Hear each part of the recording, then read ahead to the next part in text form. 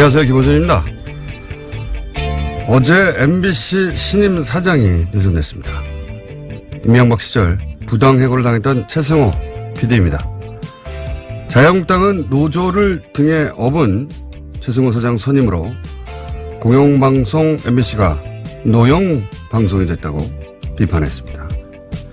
자신들이 집권하는 시절 MBC 장악을 위해서 국정원을 동원해 블랙리스트를 어떻게 작성했고 그 블랙리스트가 어떻게 실제 실행됐는지 이미 밝혀진 마당인데도 그때 MBC가 공영방송이었다고 주장하는 뻔뻔하면 둘째치고라도 최승호 내정자가 노조를 등에 업었다는 비판은 과연 스스로 하는 말이 무슨 말인지 알고 하는 걸까 의심케 합니다. 최승호 내정자가 노조를 등에 업었는지는 저도 모르겠습니다만 자유한국당 주장대로 만약 등에 업었다면 그건 그야말로 경사 아닙니까? 조직 구성원들로부터 지지받는 사장, 이건 대단히 바람직한 사장 아닌가요? 노조라는 단어만 들어가면 사람들이 자동으로 싫어할 거라고 생각해서 해본 비판인가요? 구성원들로부터 지지받는 조직의 대표, 이건 아주 상당히 매우 좋은 겁니다. 이건 칭찬이에요. 바보들. 김원준 생각이었습니다.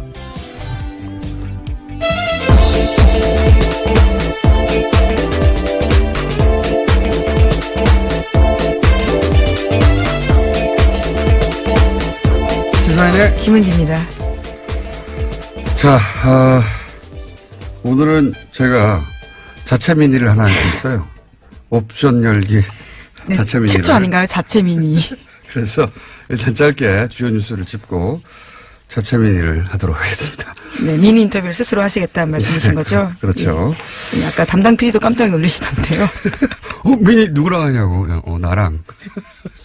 스스로 자체 미니를 하도록 하겠습니다. 자, 왜냐하면 이 옵션 열기 검색어 아직도 있어요. 예, 그렇죠. 어제 하루 종일 실시간 검색 순위 1위였습니다. 그리고 종편도 여기다 대해서 뭐 그거 아니라고 반론도 하고 뭐 여러 가지 말들이 많은데, 예.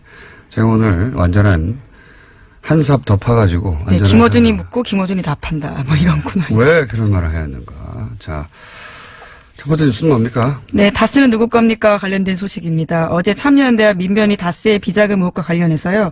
이상은 대표이사와 성명불상의 실소유주를 서울중앙지검에 고발했습니다.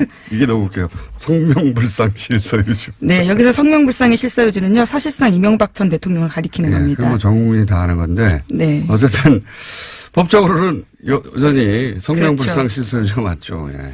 네, 이들 단체는 두 사람을 횡령, 범죄 수익 은닉 규제, 조세 포탈 등 혐의로 수사해달라고 요청을 한 건데요. 두 사람이 공모해서 2003년부터 2008년까지 다스의 해외 수입 원자재 가격을 부풀리는 수법으로 약 120억 원의 비자금을 만들었다라는 주장입니다. 그런 다음에 국세청의 추적을 피하기 위해서 43개의 차명 계좌에다가 관리했다라는 건데요. 뿐만 아니라 2007년 BBK 사건의 특별검사를 지냈던 정호영 변호사도 특수직무유기 혐의로 고발했습니다. 정 변호사가 당시에 다스 비자금을 확인하고도 이를 수사하지 않은 채 덮었다라는 주장입니다. 이건 뭐 저희가 몇 달째 하고 있는 이야기입니다. 예. 자, 관련 뉴스가 JTBC에서 몇 가지 주르륵 나왔죠? 예. 네, 정호영 특검에서 어떤 문제가 있었는지에 대한 보도인데요. 과거 BBK 특검은 비자금 조성 과정이 담긴 다스 내부 문건을 확보하고도 오히려 다스에 돌려줬다라는 증언을 JTBC가 어제 저녁에 보도했습니다. 특검이 비자금 120억 원을 발견하고도 회사에 돌려준 데 이어서 주요 증거물까지 피의자에게 돌려줬다라는 주장이 나온 건데요. 당시 특검이 문건을 돌려주면서 이 문건들을 보면 다스가 어떻게 비자금을 만들었는지 알 수 있다. 이런 설명까지 했다라는 겁니다. 이 때문에 특검이 다스 실소유주 규명할 증거 은폐를 도운 게 아니냐라는 지적도 나오고 있는데요. 또 다른 증언도 있습니다. 다스 내부 관계자에 따르면 특검이 왔는데 특별검사가 와서 사장실 가서 커피 한 잔 먹고 그냥 갔다라는 겁니다. 그러니까 제대로 수사 안 했다라는 거죠. 이건 특검이 아니라 공범이었어요. 예. 당시 물론 특검에 소속됐던 모든 검사들이 이 내용을 다 알고 있지는 않았겠지만 적어도 이 사항을 이렇게 처리하도록 결정한 특검보, 예. 및 몇몇은 반드시 수사 대상이 돼야 된다. 예. 공범이었다. 자, 그리고 또 JTBC가 관련 보도를 또 했죠. 예. 네, 다스 비자금과 관련된 의혹이 또 있다라는 건데요. 당시에 다스 경리팀 직원이 하청업체 직원에게 비자금 관리를 맡겼다라는 증언도 JTBC가 보도했습니다. 현금 수천만 원이 담긴 쇼핑백을 주면서 비자금 조성을 시켰다라는 건데요. 심지어 해당 직원은 특검 조사에서 비자금을 다 자기가 조성했다라는 진술을 했지만요. 특검은 더 이상 수사하지 않았다라고 합니다. 그렇겠죠. 예. 그리고 그렇게 해가지고 이제 120억대 비자금 계속 나오는 그 비자금 120억대 비자금을 20대 직원 하나가 내가 다 해먹었고 내가 했다니까 계속 주장하는 거야. 네, 당시 특검에서 그렇게 주장했다는 건데요. 그래서 근데 특검이 그랬겠지 하고 수사 안 했다는 거 아닙니까? 예. 심지어 해당 직원은 지금까지도 다스에서 근무하고 있다라고 합니다. 120억을 해먹었다는데. 그리고 JTBC 취재진들이 정호영 특검과 관계자한테 여러 차례 해명을 요청했지만요. 아무런 답변도 듣지 못했다라고 합니다. 답변 어떻게 합니까? 자, 사실 이 이야기도 저희가 뉴스공장에서 했던 이야기입니다. 했던 이야기인데 뉴스공장과 JTBC 영향력 차인가요? 예. 좀 억울합니다. 어쨌든 다시 한번 JTBC에서 보다 구체적인 이제 관계자들의 증언과 함께 영상으로 확인 사살을 해준 내용입니다. 네. 수사하지 않을 수 없죠. 예, 이제는. 네, 미리 예고드리면 다음 주 시사인에도 관련 보도가 나갑니다. 자, 그러면은 다른 거 전에 제가 한 가지만 더 할까요? 네. DJ 비자금 의혹 이거 굉장히 재밌는 뉴스예요. 예. 네, 오늘 아침 경향신문 보도인데요. 2008년에 불거졌던 당시 DJ 비자금 의혹과 관련해서 제보자가 박주원 국민의당 최고위원이다라는 겁니다. 당시에 여야가 갈등을 불러왔던 의혹인데요. 당시에 주성영 한나라당 의원이 제기했습니다. 하지만 검찰은 수사 끝에 허위사실로 종결했는데요. 사정당국 관계자를 인용해서 보도하고 있는 이 보도를 보면요. 사정당국 관계자의 말에 따르면 박주원 최고위원이 대검정보기획관실 정보관으로 일하면서 얻은 정보라고 하면서 관련된 자료를 주성영 의원에게 줬다라는 겁니다. 이게 지금 박주원 의원은 국민의당 최고위원이에요, 현재. 이 관계가 굉장히 이상하지 않습니까? 국민의당 호남을 베이스로 하는 DJ 정신을 개선하겠다는 거기에 최고위원인 박주원 최고위원이 DJ 100억짜리 양도 CD 의혹을 제기한 숨어있던 장본이었다는 뉴스가 지금 10년 만에 드러난 거예요. 10년 만에. 이게 굉장히 이상하실 텐데 좀 박주원 의원의 개인 히스토리를 따라가 보면 이분은 한나라당 소속으로 안산시장을 지낸 분입니다. 네, 2006년에 당선됐었습니다. 네. 그러니까 이 의혹을 제기할 때는 한나라당 소속이었어요. 그러니까 이상하지 않죠? 그 이유가 좀 이상합니다. 그 이유가. 그 이후 국민의당 창당하면서 입당을 했어요. 예. 국민의당 창당하고 나서 입당을 했고 이게 좀 이상한 거죠. 본인이 DJ 비자금 의혹을 제기했던 숨어있던 장본인인데 DJ 정신을 개선한다고 하는 국민의당에 입당하는 것부터 좀 의심스럽다. 결과론이지만. 그리고 지금은 최고위원이 됐어요. 그리고 최고위원이 된 지금은 국민의당에서 대표적인 통합파입니다. 지금 보수정당과 다시 통합해야 한다는. 이거는 소위 트로이 목마로 오해받기 딱 좋은 행보예요. 이건 본인이 직접 이 오해를 해명할 필요가 있다. 왜냐하면 지금은 최고위원이니까요. 근데 이게 지금 10년 만에 밝혀졌으니까요. 네, 물론 제보자와 관련된 이런 보도에 대해서는요, 박주원 최고위원이 해명을 한 게 있습니다. 경향신문 보도를 보면요, 자신은 이명박 전 대통령과 가깝지도 않고 공소시효가 지난 사건들에 대해서 말하는 건 적절하지 않다면서 이 사건으로 누구도 욕되게 하고 싶지 않다라면서 답변을 거부했다고 합니다. 본인이 욕되는 거죠, 지금. 누구도 아니라 본인이 해명할 일이라고 봅니다. 굉장히 이상한 일이에요. 예, 그리고 그 행보에 대해서 왜 그러면 이렇게 DJ를 했던 사람이 DJ 정신을 개선한다는 정당에 굳이 입당해서 지금 현재 최고위원이 돼서 다시 보수정당과 합당하자고 하는지 설명해야 하는 사안이라고 보고요. 자, 이제 갑자기 중간에 민의를 하시는 건가요? 예. 끝에 하는 게 아니라요? 아니요. 예, 자체 민의. 네. 잠깐이 아니라 좀 길게 해볼까 합니다. 왜냐면은 제가 어제 브리핑을 하다가 미투 해시태그 얘기하다가. 예, 그렇죠. 어제 타임의 올해의 인물 설명을 하다가요. 나온 태그 이야기입니다. 얘기 나와서 제가 갑자기 발동을 해서, 이것저것 좀 뒤섞어서 설명을 했는데, 오늘은 좀 자세히 설명을 할까 하는데, 왜냐면 또 어제 정편에서, 이거 댓글 알바 아니다. 뭐 이런 물타기도 나왔어요. 제가 그분들에게 조언을 드리는데, 잘 모르시면서 참전하시면 안 됩니다. 선관위 지도 사건 제가 잡아가지고 특검까지 간 겁니다, 이거. 댓글 알바 제가 처음 떠들기 시작한 거예요. 시발단 제가 찾아낸, 이 분야의 전문가는 접니다. 네. 자, 그래서 잘 모르면서 그렇게 참전해가지고 이거 댓글 알바 아니다, 이런 물타기 하시면 나중에, 곤욕을 치를 수 있습니다. 자, 우선 자세히 제가 설명을 드릴게요. 어제 제가 짧게 얘기했는데, 이 댓글 부대는 우선 네이버가 활동 베이스로 봅니다. 자, 예를 들어보죠. 댓글 지정이 있다. 그러면 댓글도 다르고 퍼나르고 막 유포해야 되잖아요. 뭐 이건 국정원 또는 뭐 사이버 사령부 댓글 수사에서도 나왔죠. 그렇게 한다고. 그런데 네이버 기사의 댓글 창에는 댓글 모음이라는 메뉴가 있어요. 그 상단에, 그 창 상단에. 글 내용을 카피할 때 마우스로 이렇게 쭉 글만 긁는 게 아니라 윗부분에 이런 댓글 모음이라고 하는 메뉴가 있는 부분이 상단에 있을 거 아니에요. 그걸 쫙 긁으면 댓글 모음 메뉴 바로 뒤에 화살표 모의 꺽쇠가 하나 있습니다. 꺽쇠. 이 꺽쇠 부분까지 카피를 하고 그걸 붙여 쓰기를 하면 이 꺽쇠 부분에 옵션 열기라고 하는 숨어있는 텍스트가 있어요. 그게 복사가 되는 거예요. 이 꺽쇠에 옵션 열기라는 태그가 숨어있는 거죠. 예. 프로그래밍을 할 때 이 화살표 꺽쇠, 딴 데 있는 게 아니라 꺽쇠에 들어있는 거예요. 꺽쇠의 주석으로 달아놓은 겁니다. 이건 프로그램 하는 분들은 무슨 말인지 금방 알아듣실 텐데, 그 꺽쇠에 그런 주석을 달아놨는데, 그 주석의 목적이 뭐냐? 네이버가 확인해 준 바에 의하면 이 대체 텍스트의 목적은 원래 시각장애인들이 보질 못하잖아요, 화면을. 그러면 그 스크린 리더라는 게 있어요. 시각장애인들이 화면에 뭐가 있는지 읽어주는 거죠. 인터넷을 사용할 수 있게. 그 스크린 리더가 이 꺽쇠 부분을 읽을 때 요 해당 텍스트가 설명 문구로 나오는 겁니다. 목적은 그거예요.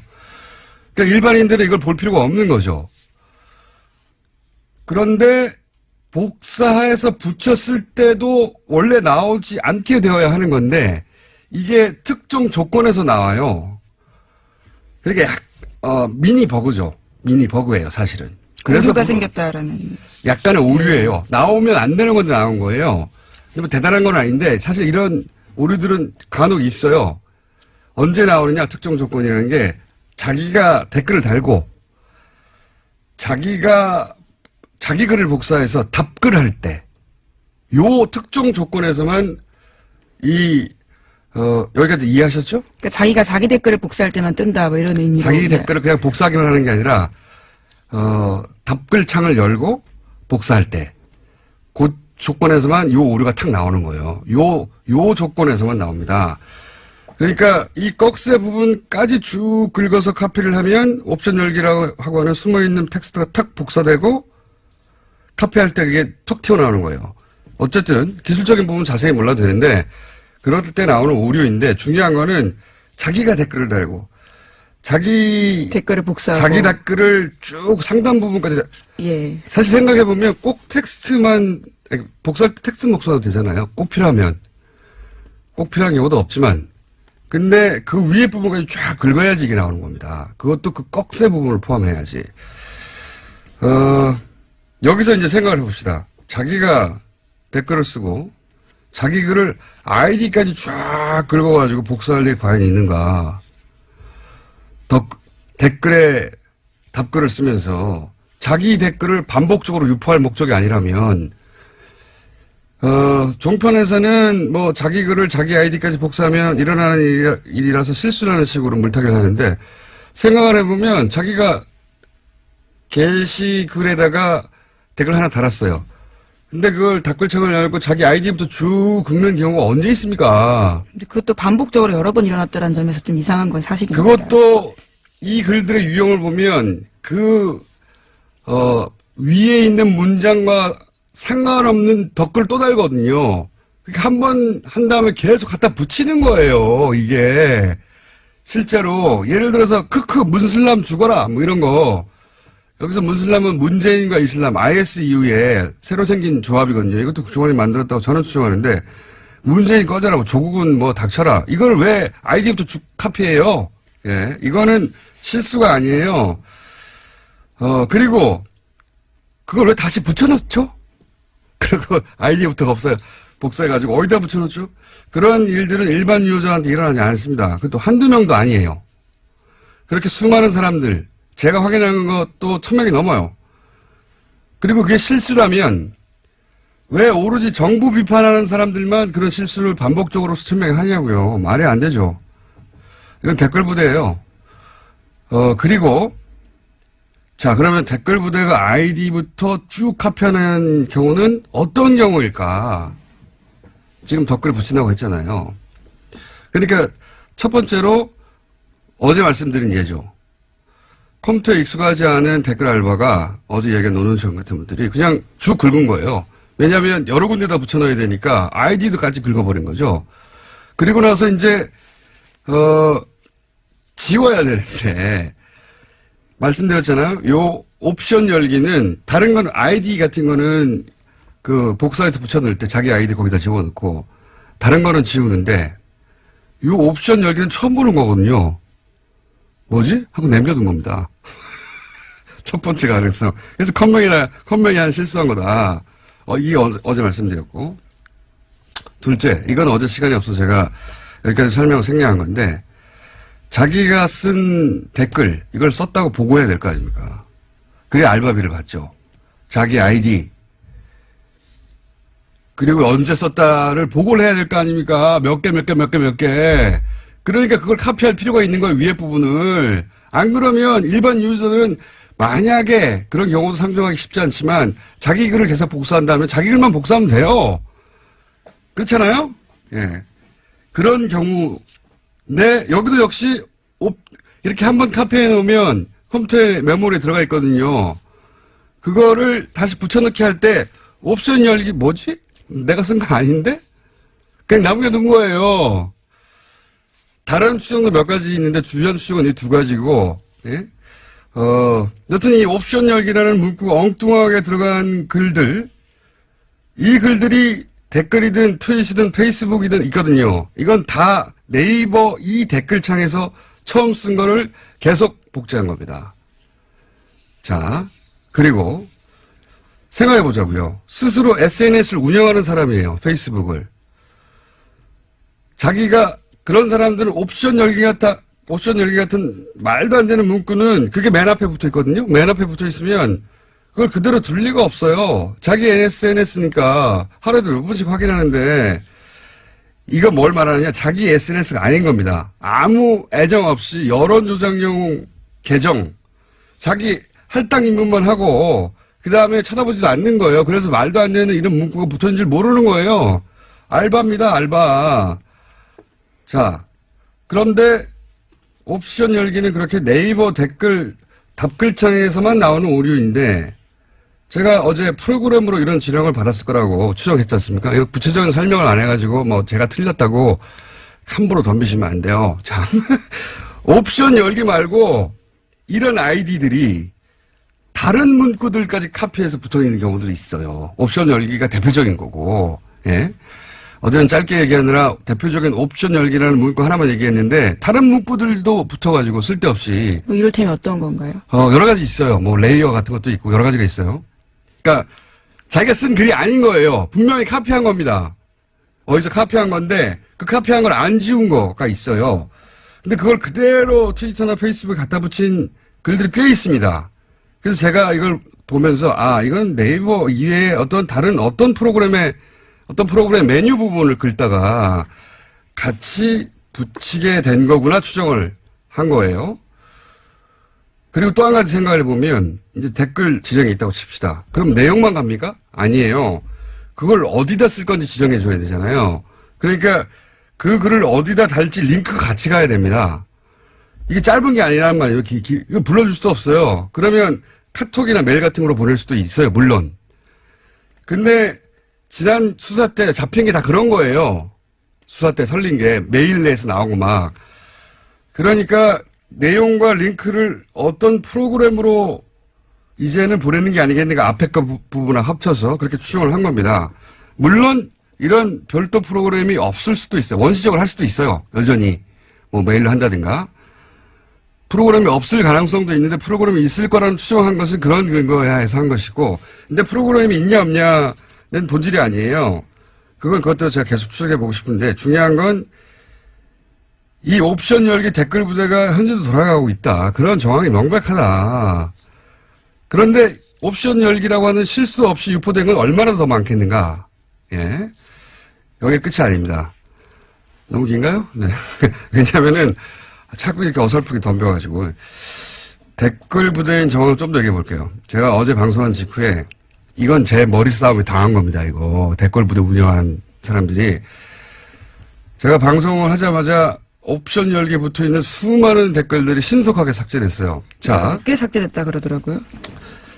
제가 확인한 것만 해도 몇백 건이 넘어요. 뭐 몇천 건이 넘을 겁니다. 엄청나게 많아요. 원래 있던 거 거의 다 없었어요. 검색하면 안 나와요, 이제.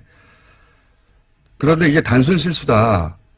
그러면 그 단순 실수한 사람들이 하필이면 그 시간에 다 실시간으로 뉴스 공장을 듣다가 한꺼번에 다 같이 게시판에 가가지고 나의 실수를 다 지워야 돼. 다 없애버렸다?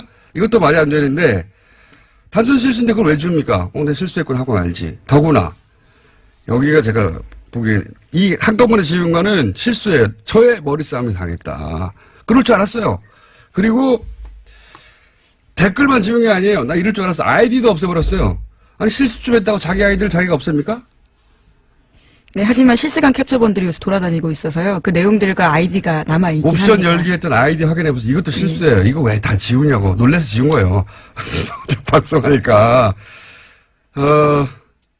오히려 댓글과 아이디 삭제 안 했어야 합니다. 놀라서 삭제한 거지. 바보들. 그리고 또 있습니다. 한 2분만 더 할게요. 이 옵션을 열기. 예. 문구는 제가 어제 처음 본 게 아니에요. 최근이 아니고 몇 년 전부터 본 겁니다, 이거. 몇 년 전부터. 그리고 다 그거는 진보 진영만 당시 야당이죠. 야당만 공격하는 글이었어요. 아니면 안철수 대표 지지하거나, 안철수 대표, 아마 야당 분열 때문에 그랬겠죠. 안철수 대표 지지하는 트위터나 이런 데 옵션 열기 많이 붙어 있었어요. 그때 당시에. 예를 들어서 그 안철수 대표가 민주당 탈당 기자회견 할 때, 그 안철수 대표의 기자회견문을 리트윗한 글, 이런데 옵션 열기 이런 거 맨 앞에 띡 붙어 있는 글들 많아요. 현명한 결단을 지지합니다. 뭐 이러면서. 또 하나 더. 이 옵션 열기 트윗 계정 중에는 개설일이 2012년 12월인 게 있어요. 그런 것들이 제법. 그러니까 2012년 12월 대선 때 댓글 부대가 최고로 왕성할 때 대량 생산된 계정들 중에 일부가 여전히 살아남았던 게 아니겠는가라고 저는 추정을 하고, 한 가지만 더 할게요. 개인적으로 가장 이상한 부분은 이런 겁니다. 이런 걸 제가 하루 이틀 쳐다본 게 아니거든요. 어제 처음 얘기한 거지만. 보통은 기사가 메인이 노출이 돼야 댓글이 달리죠. 어딘지 모르니까, 일반인들은. 근데 저는 오래전부터, 요거는 댓글 부대에 관심이 많겠는데? 하는 뉴스가 있으면은, 원래 수십 개 관련 기사가 있잖아요. 저는 그 수십 개를 다 클릭해 봅니다. 댓글이 어떻게 달렸는가 일부러 보려고.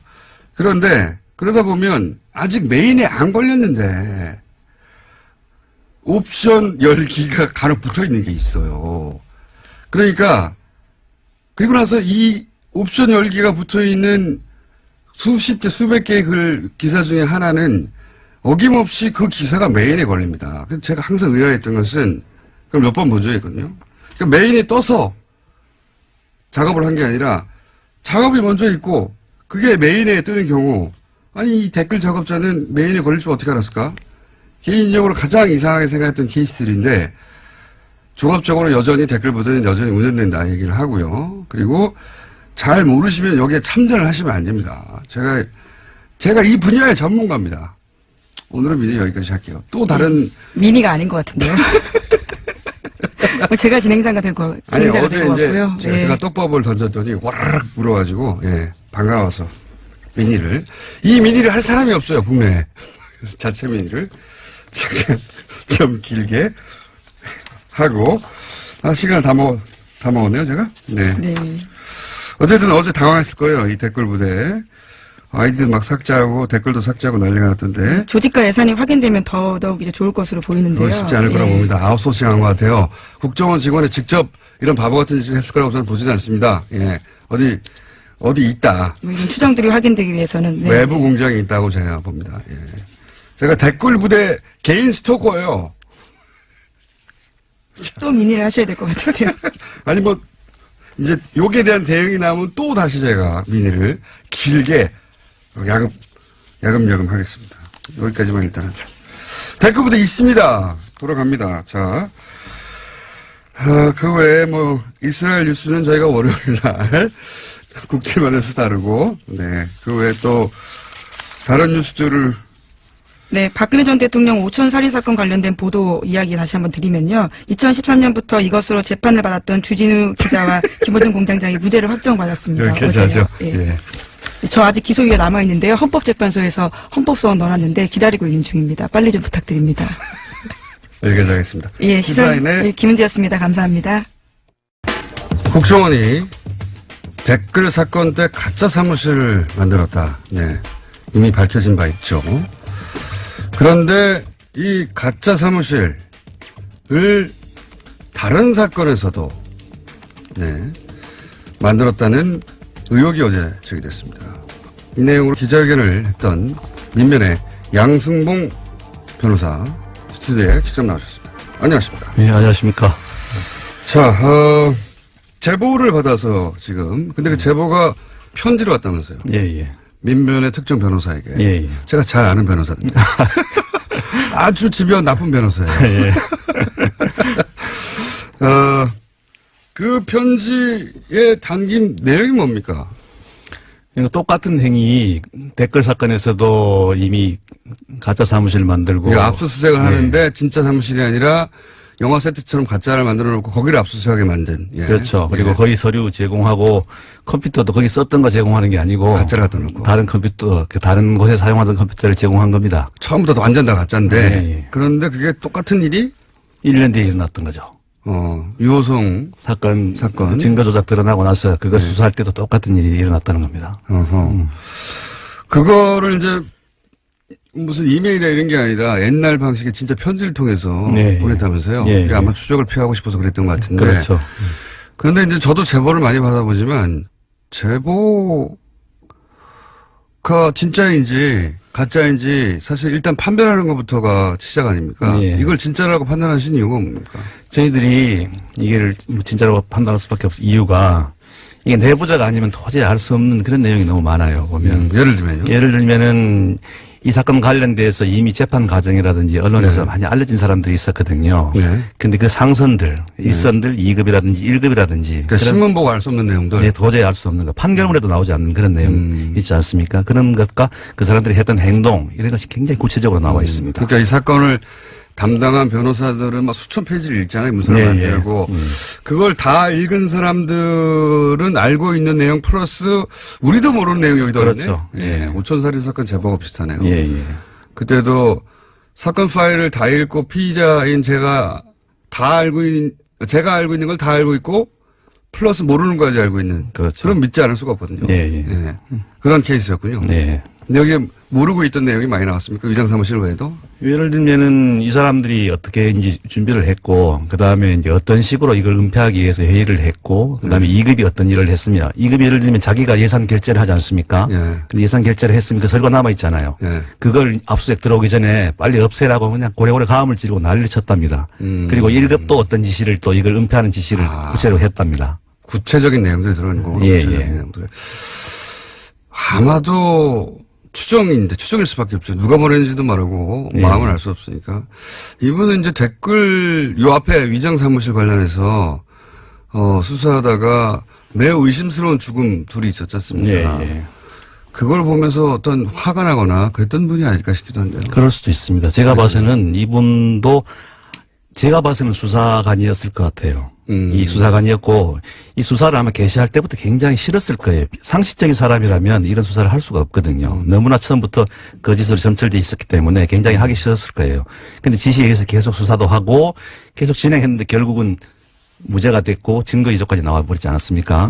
그런데 막말로 덤태기는 수사관이라든지 밑에 하부 사람들이 다 지게 되고 위에 윗선들은 그대로 승진하고 지금도 그 자리에서 예, 호가호위하고 있기 때문에 굉장히 분노를 많이 느꼈을 것 같아요. 수사를 했던 쪽이거나 아니면 국정원 내부에서 수사를 당했던 쪽이거나 어쨌든 이 수사 당시 내막과 굉장히 깊은 관련이 있는 사람이 아니면 모르는 내용들이라는 거죠. 예, 분명히 수사관이었을 것 같습니다. 제가 봤을 때. 개인적으로 추정하시겠는데. 예. 실제 당시 그렇게 가짜 사무실을 만든 게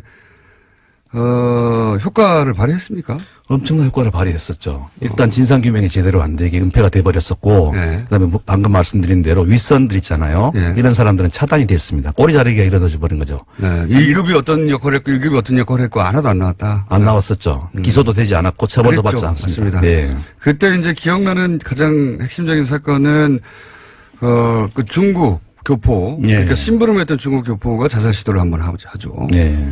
물론 살아났고요. 그리고 또 그 중국 교포한테 일을 시켰던 국정원의 블랙 요원 또 자살 시도를 합니다. 번개탄으로. 이분은 멀쩡히 살아나셨고 그리고 단기 기억 상실에 걸리죠. 그렇죠. 그래서 단기적으로 그 부분만 기억나지 않는다고 하고 흐지부지 돼버렸어요. 그랬던 사건인데 그러면서 가짜 사무실도 동원이 된 거군요. 네. 이분이 자살을 시도했던 이분이 자기가 만약에 해임이 되게 되면 가짜 사무실을 만들었던 사실을 언론에 다 알려버리겠다 이런 식으로 협박을 했어요. 국정원을 상대로. 이 제보에 의하면 그렇습니까? 그렇게 되어 있습니다. 제보에. 역시.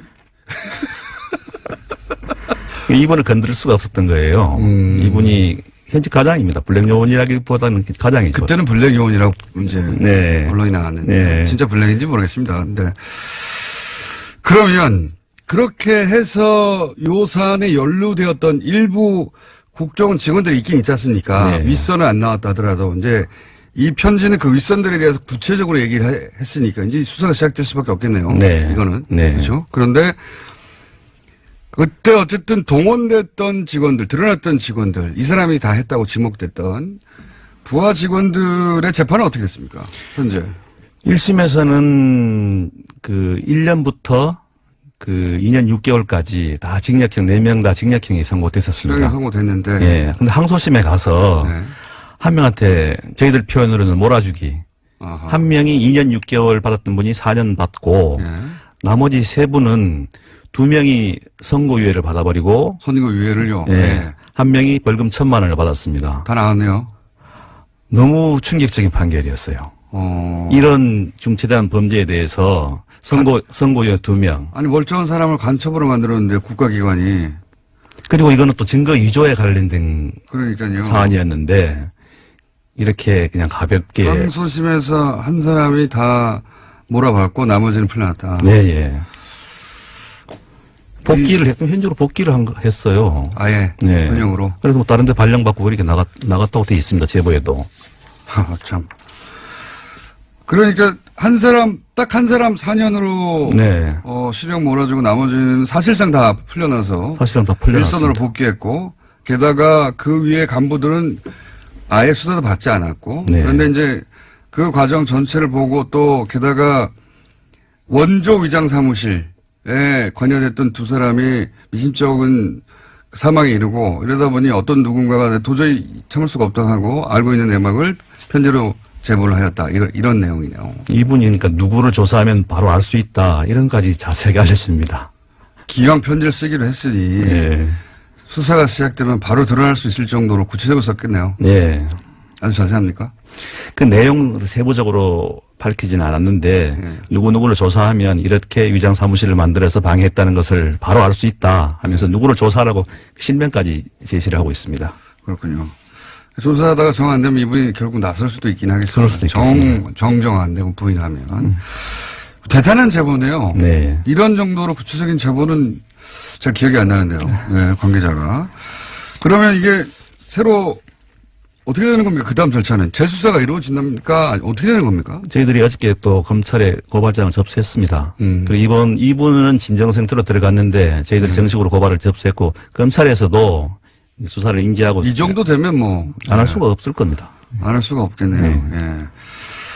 자, 그러면 당시 사실 검찰의 책임도 묻지 않을 수 없어요. 당시 그 전체 과정 이런 가짜 증거를 내밀고 가짜로 전체 사건이 이루어졌는데 검찰은 그러면 이 가짜를 단 하나도 제대로 검증하지 못했고 못했을 뿐만 아니라 뭐 사실상 국정원이 원하는 방향대로 갔지 않습니까? 네. 그러니까 유호성 씨를 조사할 때 기소하고 할 때. 네. 검찰에 대한 책임을 묻는 부분은 혹시 없습니까? 그 안에서? 국가보안법 사건이 유일하게 검찰이 좀 의리되는 그런 사건이더라고요, 보니까. 오히려 국정을 약간 그렇죠, 휘둘리는 맞습니다. 맛이 좀 있습니다. 예. 많이 휘둘리는 맛이 예. 있죠. 그런데 예. 검찰도 이우성 사건 그 재판을 진행하면서 또 수사 단계에서부터 분명히 미심적인 부분을 느낄 수밖에 없었거든요. 네. 근데 그냥 계속 고해버리더라고요, 보니까. 그래서 저는 정리지 좀 약간 좀 의문이었고 한심함도 좀 느꼈었는데 실제로 유성 그 출입경 기록이 위조됐다는 사실은 네. 항소심에서 그 위조 증거가 나왔잖아요. 네. 근데 1심에서도 굉장히 그게 많이 주고받았었습니다. 진짜 기록 너가 갖고 있지 않느냐 내놔라 했는데 계속 없다고 하더라고요. 네. 그런데 그 진짜 기록과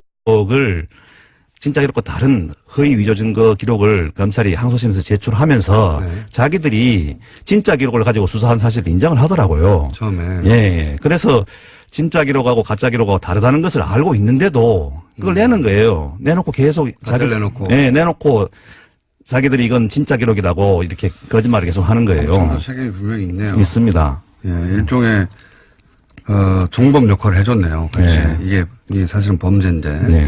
그런데 제가 이제 여기까지 하고 일단 수사가 시작되면 좀 구체적으로 한 번 더 보실게요. 수사가 시작하면 누가 언제 어떻게 뭐 이런 이야기를 검찰 수사를 촉구하는 의미에서라도 네. 한 가지만 딱 여쭤볼게요.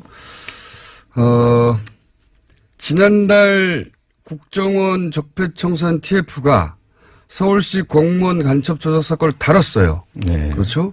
물론 저는 이제 적폐청산 TF가 서버에 있는 문서만으로 모든 그때 일어났던 일을 전모를 확인한다는 건 불가능하다고 생각합니다. 거기에 뭐 요약된 보고서 같은 거 있을 테니까. 그럼에도 불구하고 이 발표가 굉장히 실망스럽다고 평가했거든요. 그 이유를 좀 설명해 주십시오. 진상규명이 제대로 된 게 거의 하나도 없습니다. 조사 과정에서도 예를 들면은 가장 직접 당사자였던 유우성 씨나 그 여동생인 유가려 씨 이런 분들에 대한 면담도 없었습니다.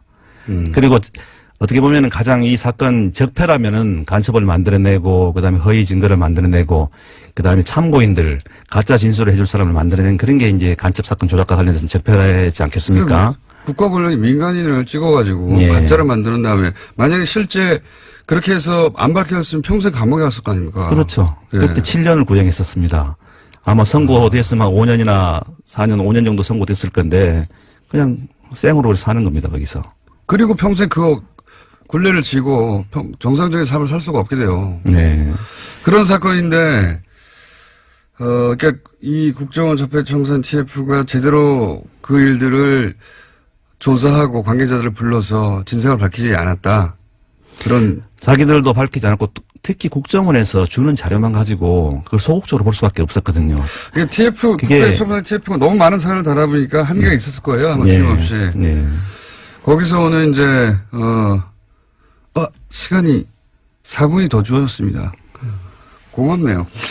저희 PD가 제가 밀리를 너무 길게 하는 바람에 코너 하나를 없애버렸네요. 융통성 있는 PD. 그래서 어차피 4분 동안 새로운 코너를 시작할 수 없으니 아마 3부에서 하기로 한 것 같고요. 지금 한 가지가 아니라 두 가지 정도 더 여쭤보겠습니다. 지금 이제 충분히 밝혀지지 않았다고 말씀하셨잖아요. 네. 그러니까 국정원 적폐청산 TF가 서울시 공무원 간첩 조작 사건이 어떻게 조작되었는지를 충분히 밝혀주면 변호사 쪽의 주장이 아니라 여기서 사실은 일반 국민들이 전모를 알게 되는 건데, 자, 그럼 거기서 발표가 안 됐으니까 변호인들이 이 사건을 조작 사건이라고 부르고 이 사건이 어떻게 이루어졌는지를 이거 좀 설명해 주십시오. 이게 2013년 2월 달에 유성 씨가 기소가 되었어요. 네. 그 당시 서울시 공무원 간첩 사건에 대해서 굉장히 선정적으로 대대적으로 보도가 되었었거든요. 당시 이제 박원순 서울시장에게 정치적 타격을 주고, 예, 혹시 대선 후보급으로 클까봐 이렇게 여러 가지 목적이 있으면 그것도 중요한 목적 중에 하나였다고 저는 봅니다. 예, 예. 그때 유일한 증거가 여동생 진술이었습니다. 여동생. 그 당시 이제 여동생도 합동신문센터에 있었고 유성 씨는 구속돼 있었거든요. 근데 사건 수임한 지 불과 며칠이 안 돼서 저희들이 자료를 했는데 그때 나온 그 물적 증거하고 사람들을 만나봤어요. 네. 근데 그 물적 증거하고 사람들 진술을 몇 마디만 들어보니까 유가려의 그 진술이 다 거짓이라는 것이 바로 드러나더라고요. 네. 그래서 저희들은 솔직히 말씀드리면 한 달도 안 돼서 네. 이건 정말 조작됐구나. 참 이게 황당하구나. 근데 이걸 알았습니다. 조작 사건은요. 예. 도와주는 언론이 없어요. 전혀 원래. 안 도와주고. 왜냐하면은 진짜 간첩이면 어떡해. 이상한 점은 많이 있지만 예. 진짜 간첩이면 어떻게 하는 그런 공포가 있거든요. 그래서 안 도와줘요. 저는 도왔던 것 같은데. 제가 이제 바로 며칠 만에 네. 알았던 게 뭐냐면 그 당시 이제 유성의 북한에 있는 회령 집을 근거지로 해서 네. 공작이 일어난 것처럼 돼 있는데 바로 탈북자 한 분을 만났는데 그 집을 유성 씨 가족이 팔고 예. 이사를 나갔다는 중국 쪽 이사를 나갔다는 그 말을 들었어요. 공작은 북한에 있는 회령 집에서 이루어졌다는데 그 집은 없어, 이미 없는 집이에요. 얼마나 그게 황당합니까 바로. 예. 그리고 나중에 밝혀진 바로는 뭐 사진에 남아있던 태그들, 예, 메타 정보들을 보면은 거기가 아니잖아요. 네, 아닙니다. 예, 위치도 들리고 막, 예. 그런 조작들도 했는데 그리고 또 더 나아가서 이 개인적으로도 확신하게 된 정황들이 있을 거 아닙니까? 초기에 제가 그 컴퓨터를 네. 보는데 한 6, 7만 장 되는 사진을 정말 눈이 빠지게 봤었거든요. 네. 거기 보니까 그게 이제 중국에서 찍은 사진이 나왔는데 네. 예를 들면 10장의 사진이 있으면 네. 중국에서 찍은 사진도 섞여 있고 네. 그다음에 옛날에 어릴 때 북한에서 찍었던 앨범에 있는 사진 있잖아요. 네. 그것도 유성 씨가 찍어서 왔거든요. 네. 그러니까 한 파일에 섞여 있어요. 네. 중국에서 찍은 사진하고 북한에서 찍어 있는 사진이. 네. 근데 그걸 중국에서 찍은 사진을 싹 빼버리고 옛날 어릴 때 찍은 사진을 북한에서 찍어왔다고 네. 그렇게 내놨더라고요. 그러니까 한 파일에 있는 사진을 그렇게 선별적으로 내놨더라고요. 저는 그걸 보면서 좀 경악을 했습니다. 야, 이거 이런 식으로 할 수 있나. 근데 결국 결정적으로 밝혀진 건 이제 중국 정부가 나서가지고 이거 가짜라고 말해줘서 사실은 확정된 거 아닙니까? 그게 이제 공신력을 얻은 건데 네. 저희들은 이미 확신을 하고 있었죠. 근데 언론은 그 전까지는 예. 중국 정부가 그렇게 확인해주기 전까지는 언론은 달라붙어서 이게 가짜라고 확신해서 말해주지 않았어요. 그렇죠. 예. 그거 어떻게 얻어낼 수 있어요? 중국 정부 얻어낼 수 있었습니까? 그냥 법원을 통해서 정식으로 공문을 보낸 겁니다. 근데 여태까지는 그럴 경우 중국에서 확인해 준 적이 없다면서요. 없는데 이거는 중국의 공문서잖아요. 예. 그래서 약간 중국의 자존심을 좀 걷는 것 같아요. 예를 들면 사적 문서에 대해서 위변조가 일어나면 예. 그냥 개인끼리 해결해라 이런 식이었을 건데 여태까지 그래서 그 중국 정부가 그렇게 답을 준 적이 없었다고 하던데. 검찰이 맞대응을 했거든요. 저희들이 사실조회하니까 검찰도 사실조회를 하더라고요. 안 오는 거 아니까. 이때까지 안 왔으니까. 예. 국정원도 중국 정부가 그런 답신을 한 적이 없으니까 자신있게 이걸 한 건데. 예. 근데 하필이면 중국 공식 문서를 건드리는 바람에 중국 정부가 답을 했다. 예. 그렇게 보시는 거고. 예. 그렇게 보고 있습니다. 저는 유호승 씨가 확연히 좀 더 잘못했다고 봅니다. 플러스. 예. 하필이 또 화교였어요. 예. 네, 하필 화교였고 하필 중국 공식 문서를 건드리는데 두 개가 합쳐져서 우리나라 국가기관이 사실조회하니까 화가 났나 봐요. 예. 그래서 이 사건의 전모가 밝혀졌습니다. 그런데 여기도 국정원이 가짜 사무실을 운영했다. 오늘 여기까지 하고요. 그럼 구체적으로 가짜 사무실을 어떻게 운영해서 누가 책임져야 되는가? 이거 한 번 더 보실게요. 네, 알겠습니다. 수사를 제대로 안 하면. 네. 지금까지 민변의 양승봉 변호사였습니다. 감사합니다. 감사합니다. 기억나시는지 모르겠습니다. 세계 최초로 5극지를 정복했던 산악인 탐험가 홍성택 회장님. 노체 남벽 도전 직전에 저희 뉴스공장에 출연해서 정상에 오르면 헬멧을 매직으로 뉴스공장이라고 쓰고 전화통화하기로 했는데 네, 실패하고 돌아왔습니다. 실패했기 때문에 오늘 약속된 시간 아주 짧습니다. 안녕하세요, 대장님. 예, 반갑습니다. 다시 만나서 반갑습니다. 지난번에 네 번째 도전 때 노체 남벽이 인류 역사상 한 명도 오르지 못한 노체 남벽 8,516m인데 네 번째 도전했을 때 8,250m까지 갔었는데 이번에 몇 m까지? 지금 이번에는 8,300까지 올랐습니다. 50m 더 가셨나요? 예. 한 200m 남겨놓고 돌아오신 거 아닙니까? 예, 200m 남겨놓고 200m 밑에서 정상을 바라보고 돌아왔습니다. 일반인들은 200m밖에 안 남은 8,000m 올라가고 200m 그 왜 다시 돌아오지 그럴 텐데. 예. 마지막 200m 그렇게 어렵습니까? 예, 200m 역시 베이스캠프를 떠나면 정상까지 3,200m가 다 이 절벽입니다. 그렇죠. 다 직벽이죠. 예. 거기에서 200m 역시 이제 계속해서 직벽이 구간이다 보니까 거기에도 일주일 정도는 이게 또 등반을 해야 되고 많게는 뭐 짧게는 2, 3일 정도 해야 되는데 마지막 200m 요 200m 갈 수 있을 것 같은데 어떤 순간에 그렇게 결정하게 됩니까? 가장 중요한 거는 이제 등반에 있어서 등정보다는 물론 등정도 중요하지만 어떻게 안전하게 등반을 하냐 이것도 가장 중요하거든요. 그렇죠. 못 돌아오면 소용이 없으니까요. 예, 물론 이제 뭐 정상 갈 수 있겠죠. 무리하게 한다면. 그렇게 되면 저나 아니면 제 동료나 다른 대원들이 희생이 될 수 있는 그런 상황이 순간이 발생하니까. 딱 결정이 됩니까? 예, 그리고 여기서 더 가면 가긴 하지만 못 돌아온다. 딱 그런 순간이 있어요. 그런 경우가 이제 이번 같은 경우에는 그런 생각들이 굉장히 저한테는 지배적으로 들었고 많은 고민 끝에 그다음에 저희들이 정상 공격할 때에 바람이 시속 100km에서 120km 정도. 100km. 예. 그래서 저희들이 뭐 그 캠퍼에 등반을 할 때 그 온전하게 이렇게 걸어서 등반을 못 하고 계속 그 바람에 휘청휘청 되면서 거기에서 제트기류라는 게 있거든요. 8,000m 넘어서는 제트기류가 형성이 되면 비행기나 만든다는 그 제트기류. 예, 슝 하면서 이제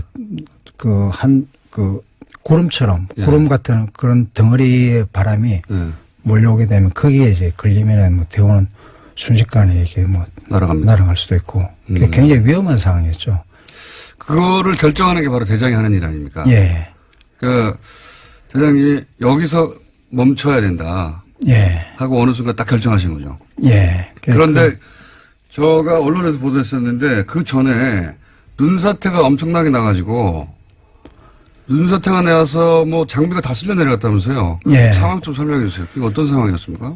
제가 캠퍼 4를 갔다가 이제 내려와서 캠퍼 3에 이제 저하고 스페인 대원하고 같이 그다음 대원 총 3명이서 캠퍼 3에 잠을 자는데 텐트 2동에 나눠가지고 저희들이 이제 다 절벽이다 보니까 설벽이다 보니까 눈을 이제 파서 그 속에다가 텐트를 집어넣고 거기에서 이제 비박을 하거나 잠을 자게 되는데 그 절벽에 매달려서 자는 거죠. 눈을 파고 들어가가지고. 눈을 파고 들어가서 거기에 이제 텐트를 집어넣었어요. 거기서 텐트를 이제 치고. 근데 수직벽인데 거기에 쌓여있는 눈이 좀 있는데 그걸 파고 들어가가지고. 예. 좀 절벽에 매달려서 주무시는 거죠? 예. 그렇게 잠을 자는데, 제 혼자 잠을 자고, 제 침낭을 좀 이렇게 덮고 잠을 잤었는데, 그때는. 그 다음에 스페인 친구하고 다른 대원은 다른 텐트에 잠을 자고 있는데, 새벽에 뭔가가 이제 팍 하는 소리가 들리고 저는 기절을 했습니다.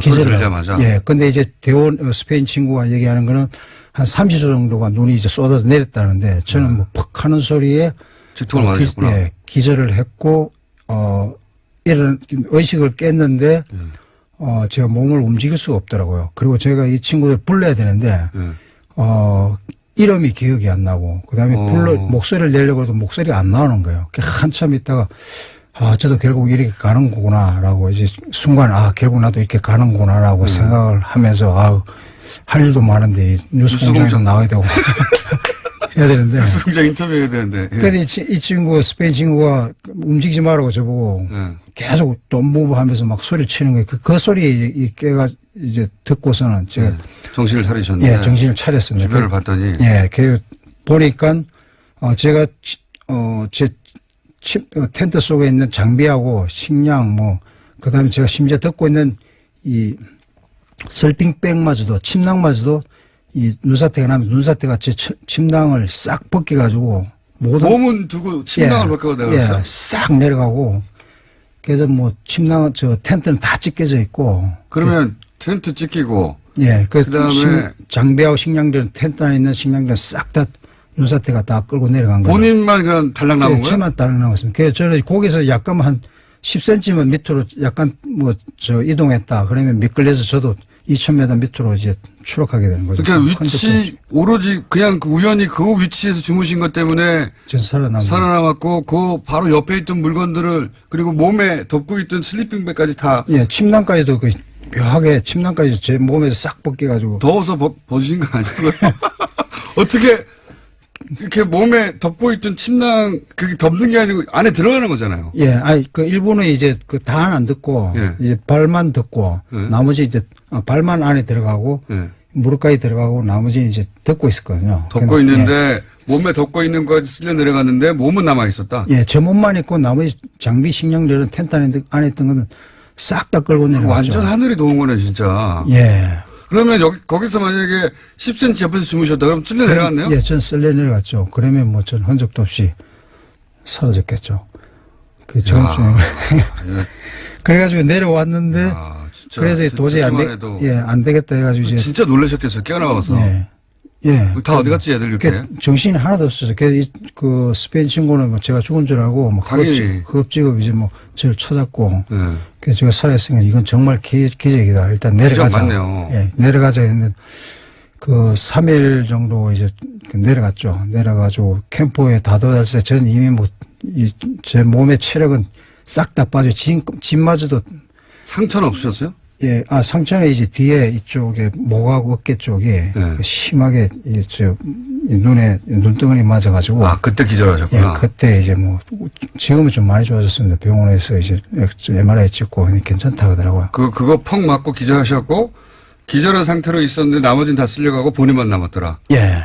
야, 영화에서도 나오기 힘든 이야기인데. 그래가지고 내려오는데. 뉴스공장 들으신 분들이 네. 꼭 성공하길 빈 그 기원덕이 아닌가. 예, 맞습니다. 예. 많은 분들이 또 이렇게 기도해 주시고, 저를 위해서 염려해 주시고, 격려해 주셔가지고, 이렇게 살아남은 것 같습니다. 그리고 또 뉴스공장과 인터뷰도 해야 되고요. 예. 야. 맞습니다. 그리고 나서 보통 그런 일 겪고 나면 집에 가고 싶지 않나요? 예, 그래서 이제 이거 안 되겠다. 너무 위험하다. 내려가자 했는데, 이미 지금 제가 가지고 있는 헤드랜트는 이런 게 없어가지고 밤에, 이제 서로가 3명이서 그 텐트에 쪼그려 앉아가지고 밤을 새웠죠. 밤을 새고 이제 내려왔는데, 며칠 동안 내려와가지고 이제 너무 몸에 체력이 다 빠지고, 진이 다 빠지거든요. 그렇죠. 예, 그래서 조그마한 돌부에도 걸리면 쉽게 넘어지고, 쉽게 주저앉게 되고 그러는데, 이제 다시 올라왔어요. 근데 또 그거를. 그래서 이제 내려와가지고, 바위에 아니야. 그걸 다시 올라가 있었어요, 또. 바위에 기대가지고 쉬고 있는데, 지금 체력이 싹 다 돼가지고, 제가 남아있는 체력은 거의 없었거든요. 그래서 10m 가다가, 주저앉고, 10m 가다 주저앉고, 그런 거 했었는데, 그 주저앉아가지고 이렇게 바위에 기댄 채 있으니까, 내 머리 위에 독수리 2마리가, 저를 이렇게 제 위에서 상의하면서 빙빙 돌면서 저를 주의 깊게 이렇게 지켜볼 때. 죽었나 살았나. 예, 그게 아주 슬프더라고요. 그래서 걔들이 이제 안 죽은 줄 알았겠죠. 예. 그러니까 공격을 안 했겠죠. 근데 왜 다시 올라가셨어요? 그리고 나서 돌아오시지. 예, 그리고 난 다음에 이제 저희들은 다시 올라가자 이런 얘기를 잘 안 하다가 한참 쉬었다가 다시 이제 정상 공격을 시도하자. 그분들이 다 정상이 아니에요.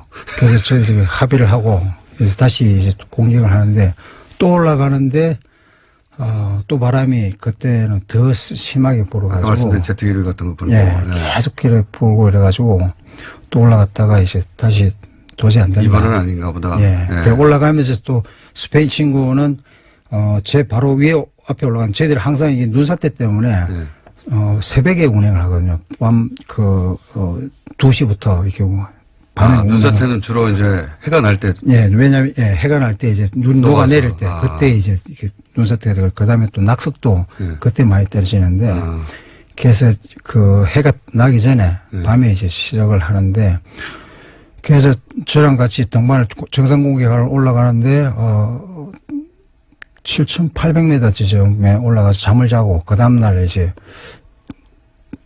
정상 가려고 하는데 스페인 친구가 저를 찾아왔어요. 미안하다고 난 이제 더 이상 여기서 등반을 못 하겠다고. 그래서 내 친구가 등반할 의지가 없구나. 그래서 제가 그에 대해서 등반을 하러 가자 이런 얘기를 할 수가 없겠다. 그럴 때는 하자마자 말을 못 하는 거죠. 예.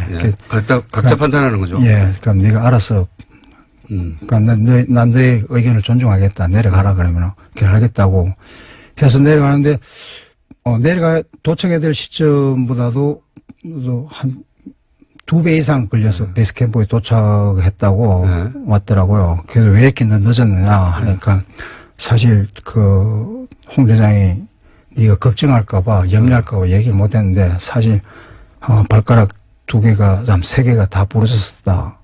발가락 부러진 상태에서 저한테 이제 제가 걱정하고 등반에 방해가 될까봐 얘기를 안 하고 불그릇다는 얘기를 안 하고 그 상태에서 그냥 걸어서 베이스 캠프가 이제 혼자 내려가지고 부러졌는데. 예.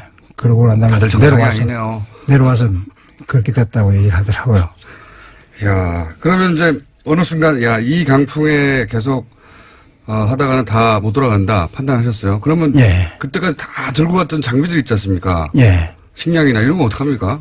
식량 장비는 결정적으로 이제 캠프4 8,300m 캠프4에 이제 저희들이 정상 가기 위해서 거기 다 디파질 해놨습니다. 다 그게 한 150km 정도 되는데 산소하고 말은 멋있는데 그냥 두고 왔다는 거 아닙니까? 예.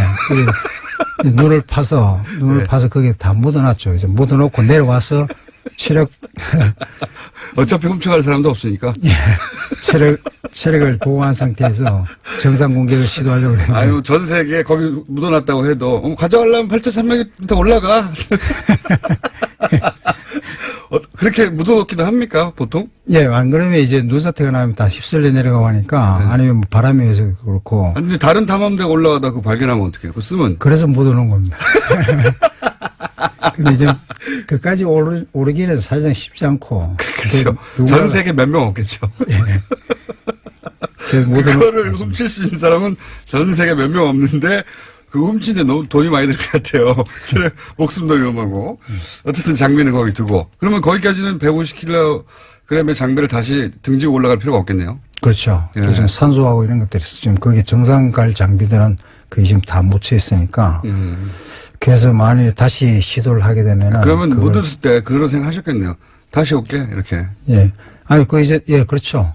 다시 올 생각을 가지고 이제 그 정상 갈 생각을 가지고 묻어놓고 이제 내려와서 체력을 회복하고 다시 이제 정상 가려고 했는데 그 기회가 바람이 너무 세게 불어가지고 다시 못 갔던 거죠. 언제 다시 갑니까? 저희가 기회가 된다면 이제 봄에 다시 계획을 하고 내년 봄에요?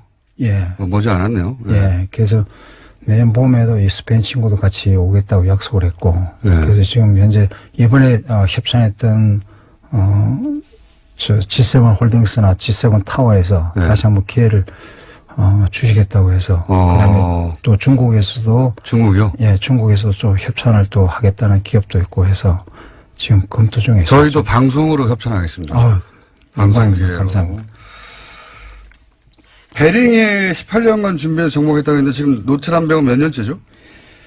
99년도에 제가 처음을 하고요.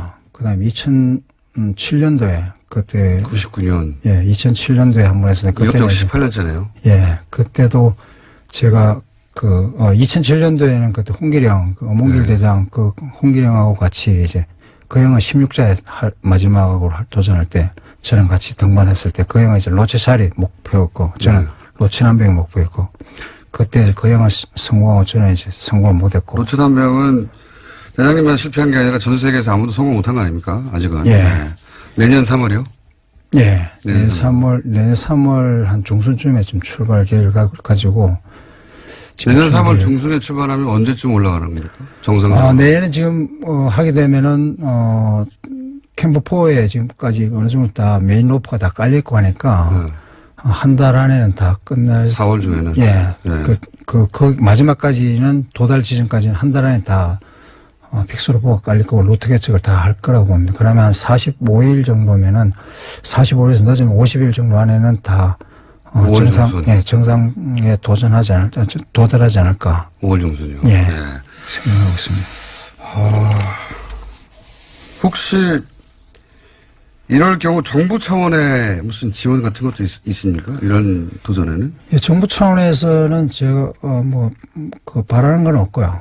없습니다. 없고. 그럼 이제 이 유럽이나 선진 국가들은 청소년들한테 끊임없이 도전 정신을 심어주고 일깨워 주는 거거든요.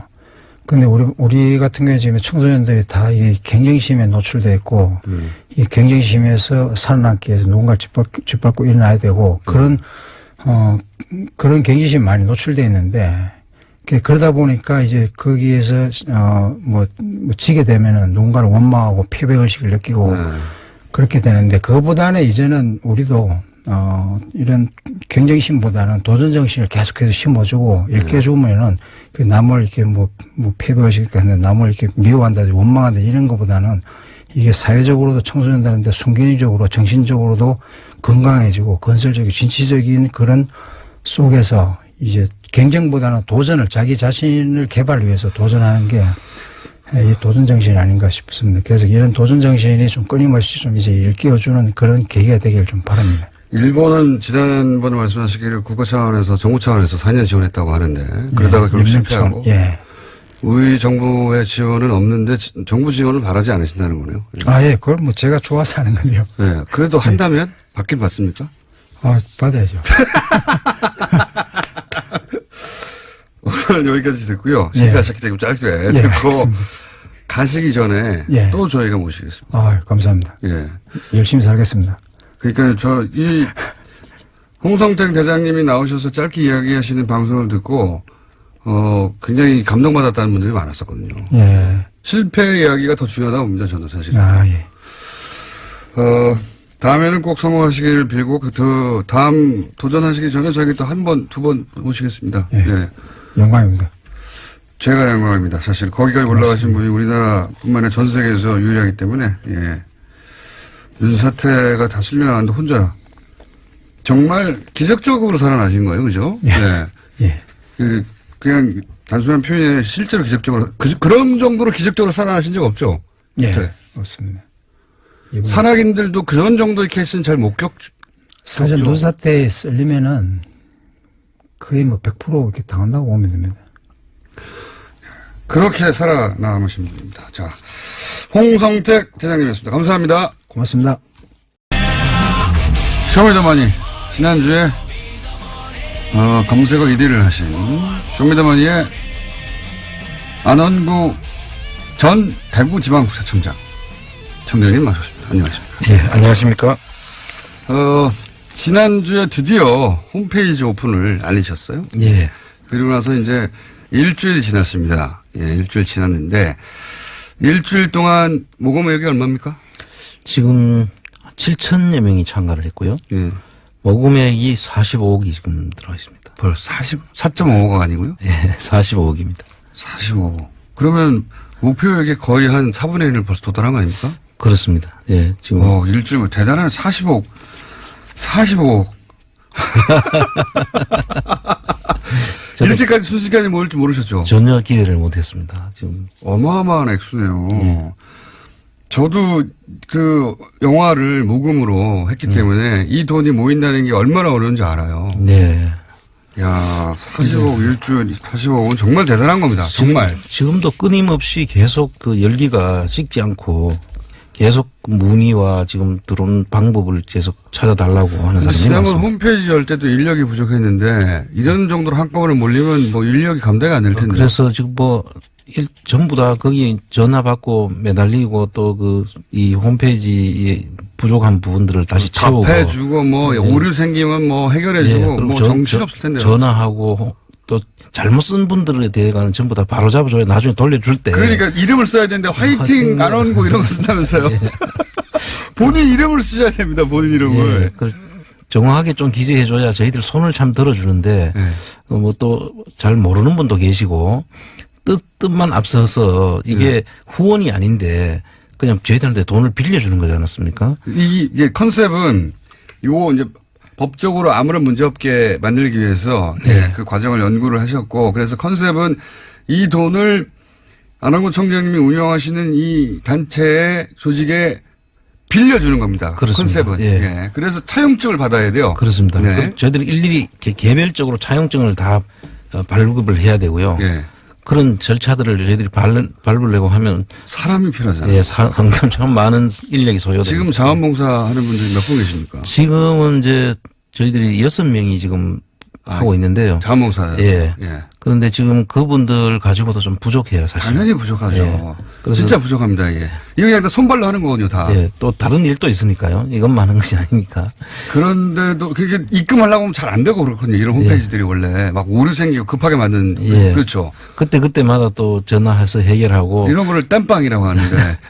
뭐 어떤 분들은 또 이메일이 또 없는 분도 있고. 그렇죠. 그래서 이메일도 좀 제대로 좀 작성을 해주고 이러면 쉽게 저희들이 전화도 되고 안 되면 연락처를 저희들이 이메일로 하면 되는데 그런 조치가 없이 그냥 이 마음 빨리 사야 되겠다는 마음 급한 마음 때문에 막 들어온 사람들 본인의 연락처를 남겨야 되는데 본인의 연락처를 안 남기고 화이팅 안 온 거하고 돈을 넣어버리는 거예요. 어떻게 해 그러면.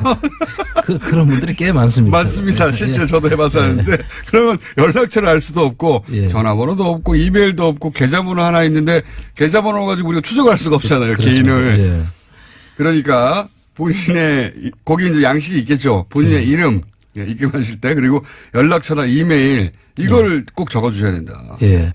그리고 또 어떤 분들은 그러니까 그런 게 없는 돈이 꽤 많죠. 그런 게 많아가지고 일일이 그분들은 이제 다른 그 단서를 하나 가지고 이제 찾아서 네. 연락해서 다 바로잡고 있거든요. 네. 그 일이 엄청난 일이 되는 거죠. 그러니까요. 그런 일이 많아요. 예. 그리고 15만 원을 그때 구자를 말씀하셨잖아요. 예.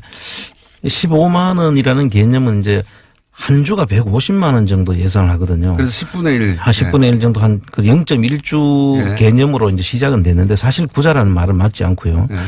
그래서 그 구자라는 말은 좀 맞지 않다고 이렇게 했더니 이름을 바꿨어요. 이분들이. 일다스로 바꿨어요.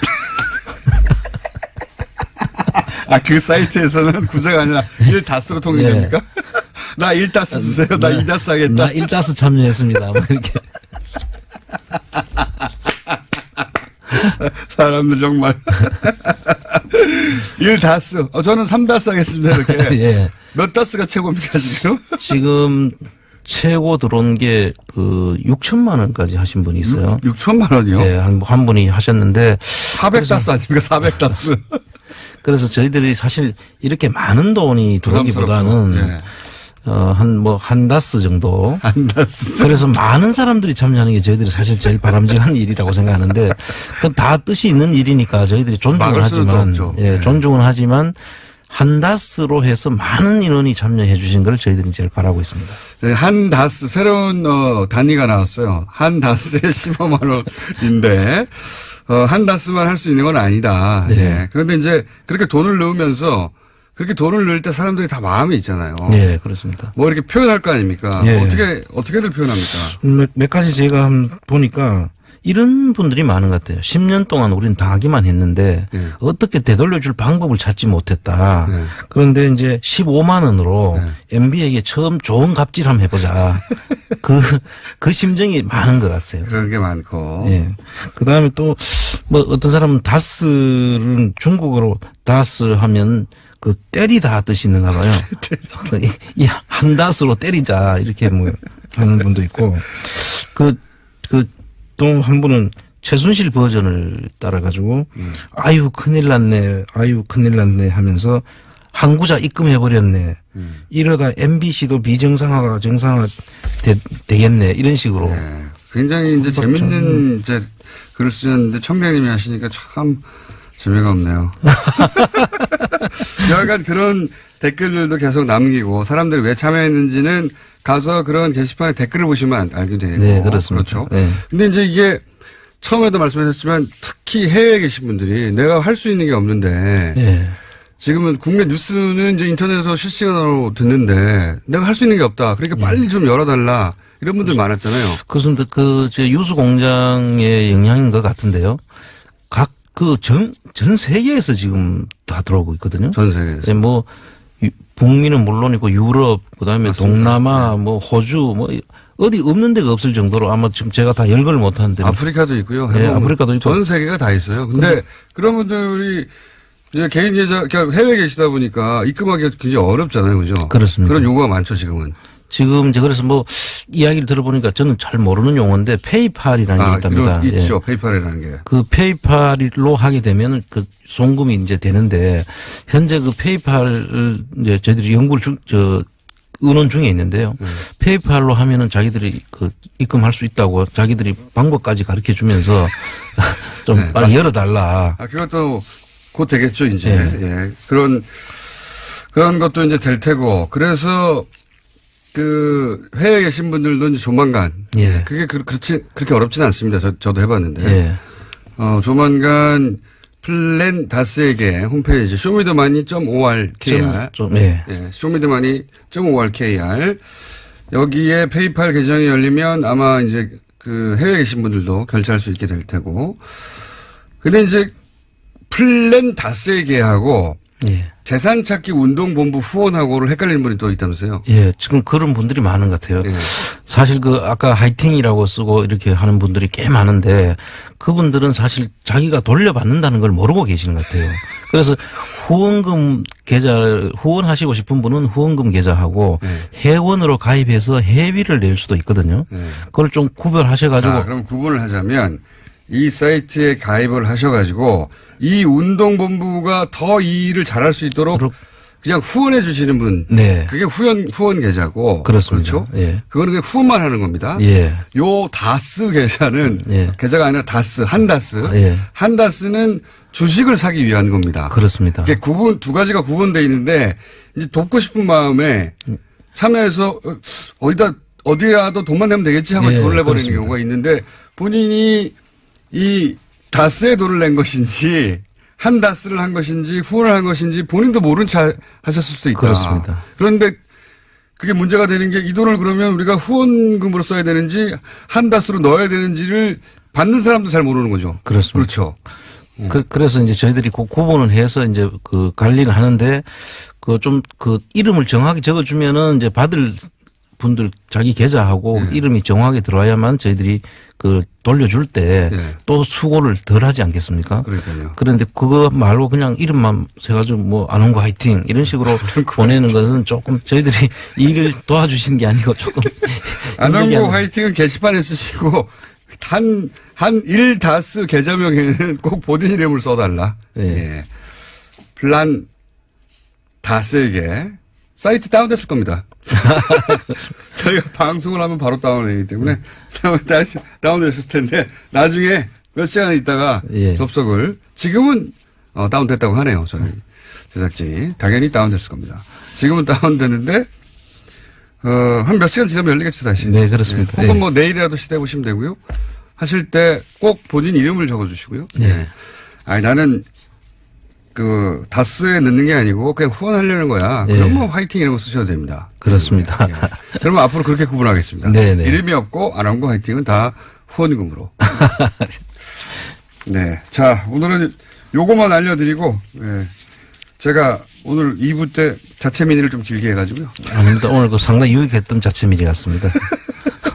저도 옵션 열기 다시 한 번 더 봐야겠습니다. 그게 무슨 주식 관련 용어인 줄 아는 분들이 많아요. 예. 선물 시장에 뭐가요? 저도 처음에는 관심 없이 봤는데 옵션 열기라는 게 그런 건 저는 몰랐어요. 해시태그에 옵션 들어가면 옵션 열기가 뜬다는 거 아니겠습니까? 정확하게 이해는 못 하셨는데 하여튼 비슷합니다. 오늘 여기까지 해야 될 것 같습니다. 자, 안원구 전 대구지방국세 청장이었습니다. 감사합니다. 예, 감사합니다. 자, 불친절한 AS. 홍성택 대장님 관련해서 문자가 굉장히 많이 왔습니다. 네. 눈 사태가 다스로 가버렸는데. 무사하신 게 다행입니다. 예. 그리고 이제 제가 오늘 최초로 자체 미니를 하나 했는데, 고객 반응이 굉장히 많습니다. 오늘따라 공장장이 생각보다 스마트하네요. 샤프하게 보이네요. 예. 사람은 겉모습만 보고 판단하면 안 되나 봅니다. 겉모습을 실제로 보세요. 깜짝 놀라십니다. 예. 겉모습만 보고 판단해야 되겠다고 생각하실 수도 있어요. 자, 그 외에 여러 가지 문자가 많은데 오늘 이제 제가 일부에서 자체 미니를 너무 길게 하는 바람에 코너 하나 취소했다고 했더니 그거 틀림없이 양지열 변호사일 거야? 이런 문자가. 제가 자체 미니 길게 해서 불친절에 있은 짝 여기까지만 하겠습니다. 자, 혀준 황교익 선생. 안녕하세요. 황교익입니다. 아니, 근데 오늘 카메라를 하나 달고 오셨어요. 네, 저 MBC PD 수첩의 제작진이 PD 수첩이 왜 선생님을 제가 아니고 선생님을 그 방송 KBS 문제 이걸 좀 다루시는가 봐요. 아니 선생님은 맛에 대해서 얘기하는 거고 시사하는 존재 왜 저를 안 인터뷰를 안 하고 오늘 저 인터뷰하려고 왔습니다. 예. 그러니까 이제 PD 수첩이 다시 살아난 PD 수첩이 이제 다시 살아났어요. MBC 때문에 블랙리스트 사건 뭐 이런 거 다루라고. 그렇습니다. KBS와 관련해서 아직 제가 해결하지 못한 게 있어요. 그래서 KBS의 사과도 지금 받아내야 되고 정상적으로 돌아가는. 그걸 MBC PD 수첩을 통해서 KBS 사과를 받아내는 겁니까? 뭐 그렇게 잘하면 그렇게 될 수도 있을 거죠. 아주 마음에 드는 방식입니다. 자, 어쨌든 지금 현재 라디오인데 이제 오른쪽 구석에 PD 수첩 카메라가 들어와가지고 찍고 있습니다. 매우 불쾌하네요. 자, 오늘 주제가 들어가기 전에 효육 씨 최근에 또 온 별명 중에 마음에 드시는 거 없어요? 협통령도 있고 효도루도 있어요. 효도루. 좀 실망스러워요. 저 이거 마음에 듭니다. 몇 년 전에 효도루가 10년 전이죠. 효도루 선수 유명했지 않습니까? 효도루. 뉴스공장 시청자 여러분 수준 좀 올려주십시다. 쓸만한 게 없어요. 쓸만한 게. 아니 효도루 어쩌세요? 효준이 이때까지 저는 잘 마음에 들고. 기미 교육은 또 뭡니까? 마파드. 마파더? 네. 맛자르트. 맛자르트. 맛자르트도 괜찮아요. 맛자르트. 이거 조금 당기는데요. 그래요? 네, 오늘은 맛자르트로 합시다, 그러면. 맛자르트 황교익 선생. 예, 모차르트. 맛자르트. 괜찮네요, 맛자르트. 천재 비슷하죠. 예. 그러니까 천재 이러지 못하고 맛에서 끝난 거죠. 맛자르트. 천재는 모까지 가야 되는데. 자, 오늘 주제는 뭡니까? 시간이 없어요, 지금. 노포입니다. 오래된 가게? 예, 오래된 가게. 노포라는 말 그 자체가 이제 사실 일본에서 만들어진 말이니까. 늙은 점포 이런 말이죠. 예, 그렇죠. 우리에서는 그 노포라는 말을 만들 만큼의 그렇게 역사가 그렇게 길지가 않거든요. 저도 항상 그런 생각했습니다. 예. 조선시대에도 오래된 가게가 운영이 돼야 오래된 가게라는 말의 우리말을 만들었을 텐데 사실 그게 없으니까 일본에서 쓰는 말을 그대로 가져온 거죠. 100년 된 라면집, 200년 된 무슨 과자점 이런 거요. 그렇죠. 그게 왜 없느냐. 이게 노자를 쓴 게 참 재밌어요. 그게 오래되면 보통 이제 물건 같은 거는 고자를 쓰지 않습니까? 애고자, 고가 이런 식으로 쓰죠. 고가구. 근데 늙을 노자를 썼어요. 보통 이게 사람한테만 붙이는 동물이나 이런 데 붙이는 게 이게 노거든요. 그래서 늙은 가게 이런 거죠. 그래서 이 가게에다가 인격을 붙인 듯한 이런 느낌이에요. 그래서 일본에서 만들어진 말이라 하더라도 이렇게 노포라는 말이 안에 늙었다는 말에 우리 오래된 가게 보면 사실 사람의 처치 같은 게 이런 게 느껴지잖아요. 그래서 아마 이런 말을 붙인 게 아닌가. 가게를 의인화한 거군요. 그렇죠. 그렇게 봐야 되는 거죠. 자체가. 네. 일본 같은 경우에는 이 노포라고 할 수 있는 가게들이 굉장히 많습니다. 유명하잖아요. 100년 이상 된 게 2만 몇천 개. 30년 이건 그렇죠. 신생 가게 수준. 그렇죠. 그건 30년이면 이제 각 개업한 정도 수준. 우리나라에서는 무려 50년의 역사 이렇게 얘기하는데 거기서는 그게 없어요. 그 정도 가지고는 노포가 안 되는 거죠. 100년 가까이 된 게 한 몇 개 정도 존재를 하죠. 왜 없습니까? 오늘 주제가 그건데 왜 없습니까? 첫째는 허리케인 하나 나왔는데 허리케인. 허리케인. 수준 올립시다. 첫째는 우리의 유교의 관습들이 내려오는 것 중에 하나가 산농공상이라고 해서 상업 행위하는 것, 장사하는 것을 가장 천한 직업인 것으로 여기는 것이 있었어요. 그래서 우리나라에서 외식업이 이렇게 번창해 나가는 게 일제강점기부터 이제 시작됐다고 보면 되고요. 그게 전쟁 거치고 난 다음에 60, 70년대 그때 이제 노포라고 할 수 있는 그 가게들이 그때 만들어졌었어야 되는데 장사를 잘 하시는 분들도 가게를 닫아요. 돈 많이 벌고 닫아요. 아하. 돈은 벌었으니까 이제는 명예나 다른 걸로 가야 되겠다 그렇죠. 하고 가게를 닫아버린다. 뭐 음식 장사하는 것이 이걸 천한 일로 여기는 문화가 뭐 있었기 때문에. 그런 뭐 자식들한테 이걸까지 내가 또 물려줄 필요가 있겠느냐. 내 이만큼 때에서는 이렇게 네. 음식이나 파는 천한 일을 했지만 돈을 이제 벌었으니 이제 딴 거 하겠다고. 그렇죠. 그래서 멈춰버렸다. 그렇죠. 뭐 그런 게 하나 존재를 하고요.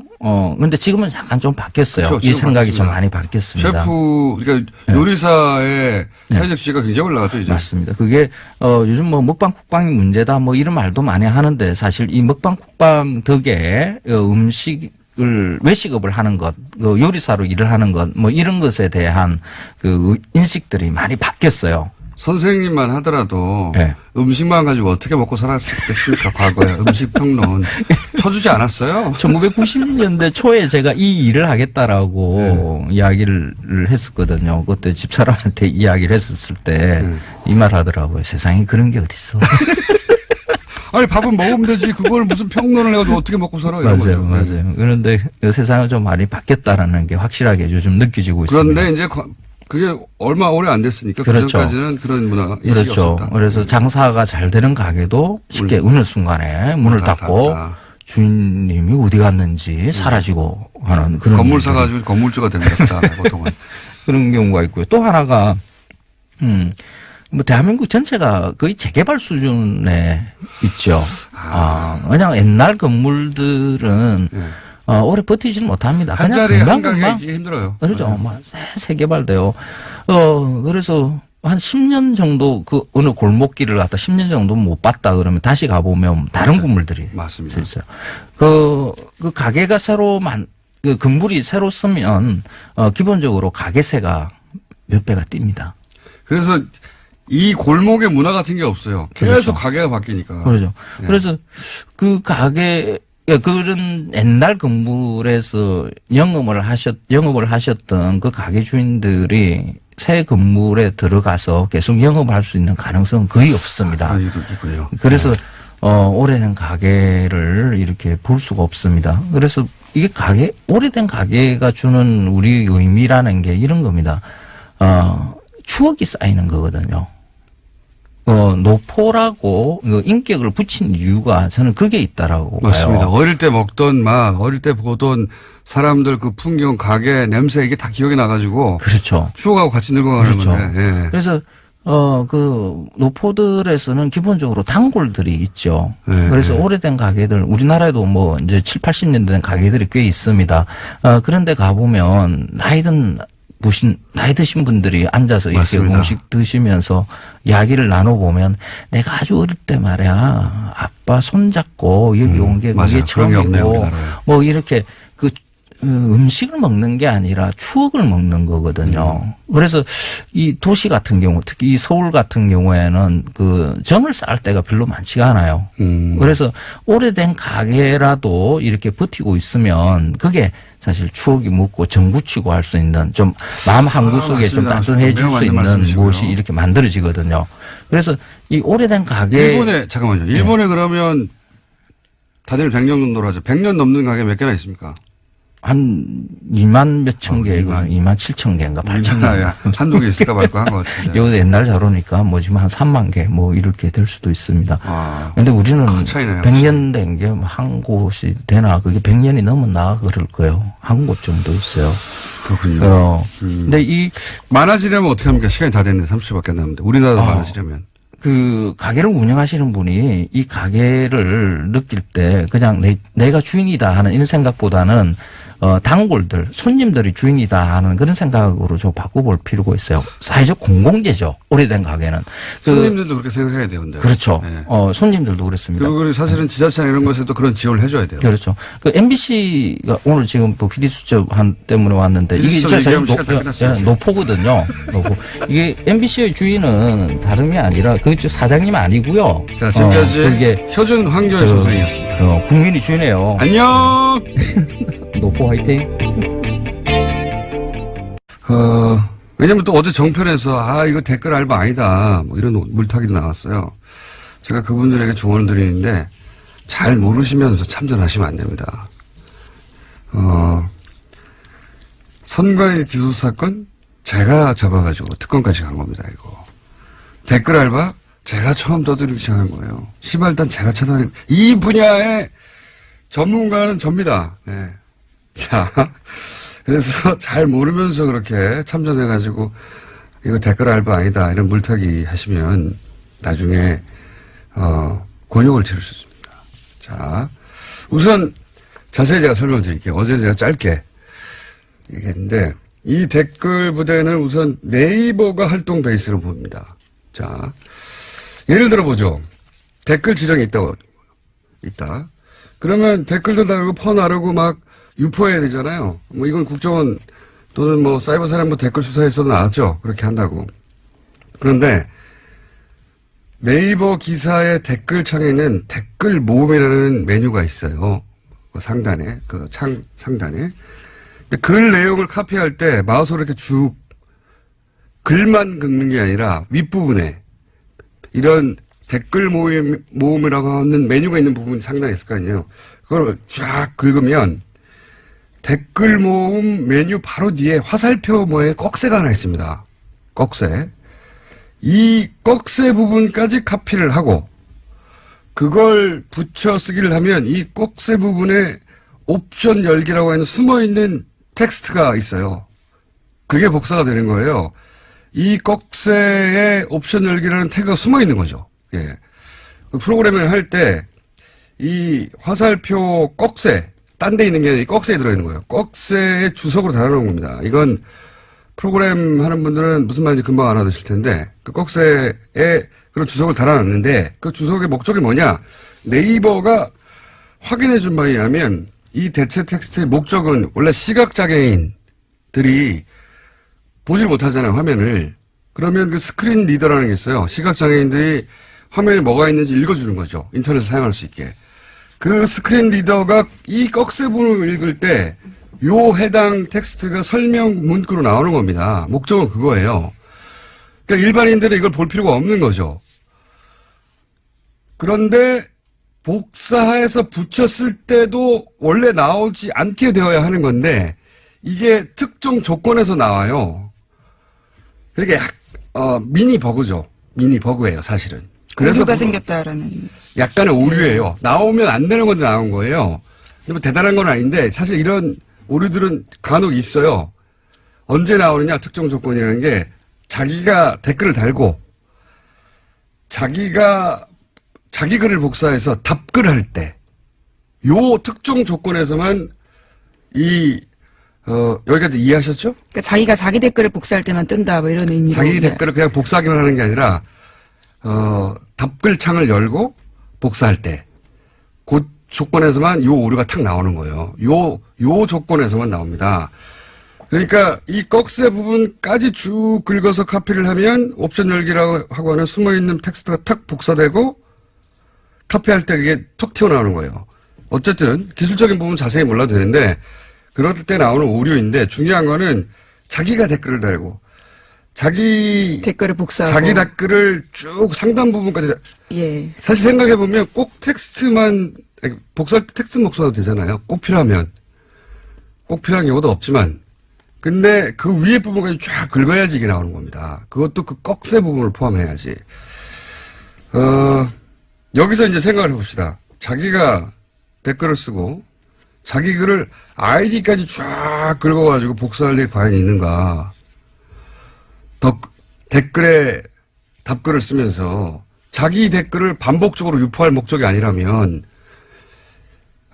종편에서는 뭐 자기 글을 자기 아이디까지 복사하면 일어나는 일이라서 실수라는 식으로 물타기를 하는데 생각을 해보면 자기가 게시글에다가 댓글 하나 달았어요. 근데 그걸 댓글창을 열고 자기 아이디부터 쭉 긁는 경우가 언제 있습니까? 근데 그것도 반복적으로 여러 번 일어났다는 점에서 좀 이상한 건 사실입니다. 그것도 이 글들의 유형을 보면 위에 있는 문장과 상관없는 덧글 또 달거든요. 그러니까 한 번 한 다음에 계속 갖다 붙이는 거예요, 이게. 실제로, 예를 들어서, 문슬람 죽어라. 부분을 합쳐서 그렇게 추정을 한 겁니다. 물론, 이런 별도 프로그램이 없을 수도 있어요. 원시적으로 할 수도 있어요. 여전히. 뭐 메일로 한다든가. 프로그램이 없을 가능성도 있는데 프로그램이 있을 거라는 추정한 것은 그런 근거에 해서 한 것이고, 근데 프로그램이 있냐 없냐는 본질이 아니에요. 그것도 제가 계속 추적해 보고 싶은데, 중요한 건 이 옵션 열기 댓글 부대가 현재도 돌아가고 있다. 그런 정황이 명백하다. 그런데 옵션 열기라고 하는 실수 없이 유포된 건 얼마나 더 많겠는가. 예. 여기 끝이 아닙니다. 너무 긴가요? 네. 왜냐면은 자꾸 이렇게 어설프게 덤벼가지고. 댓글 부대인 정황을 좀 더 얘기해 볼게요. 제가 어제 방송한 직후에 이건 제 머리 싸움에 당한 겁니다. 이거. 댓글 부대 운영하는 사람들이.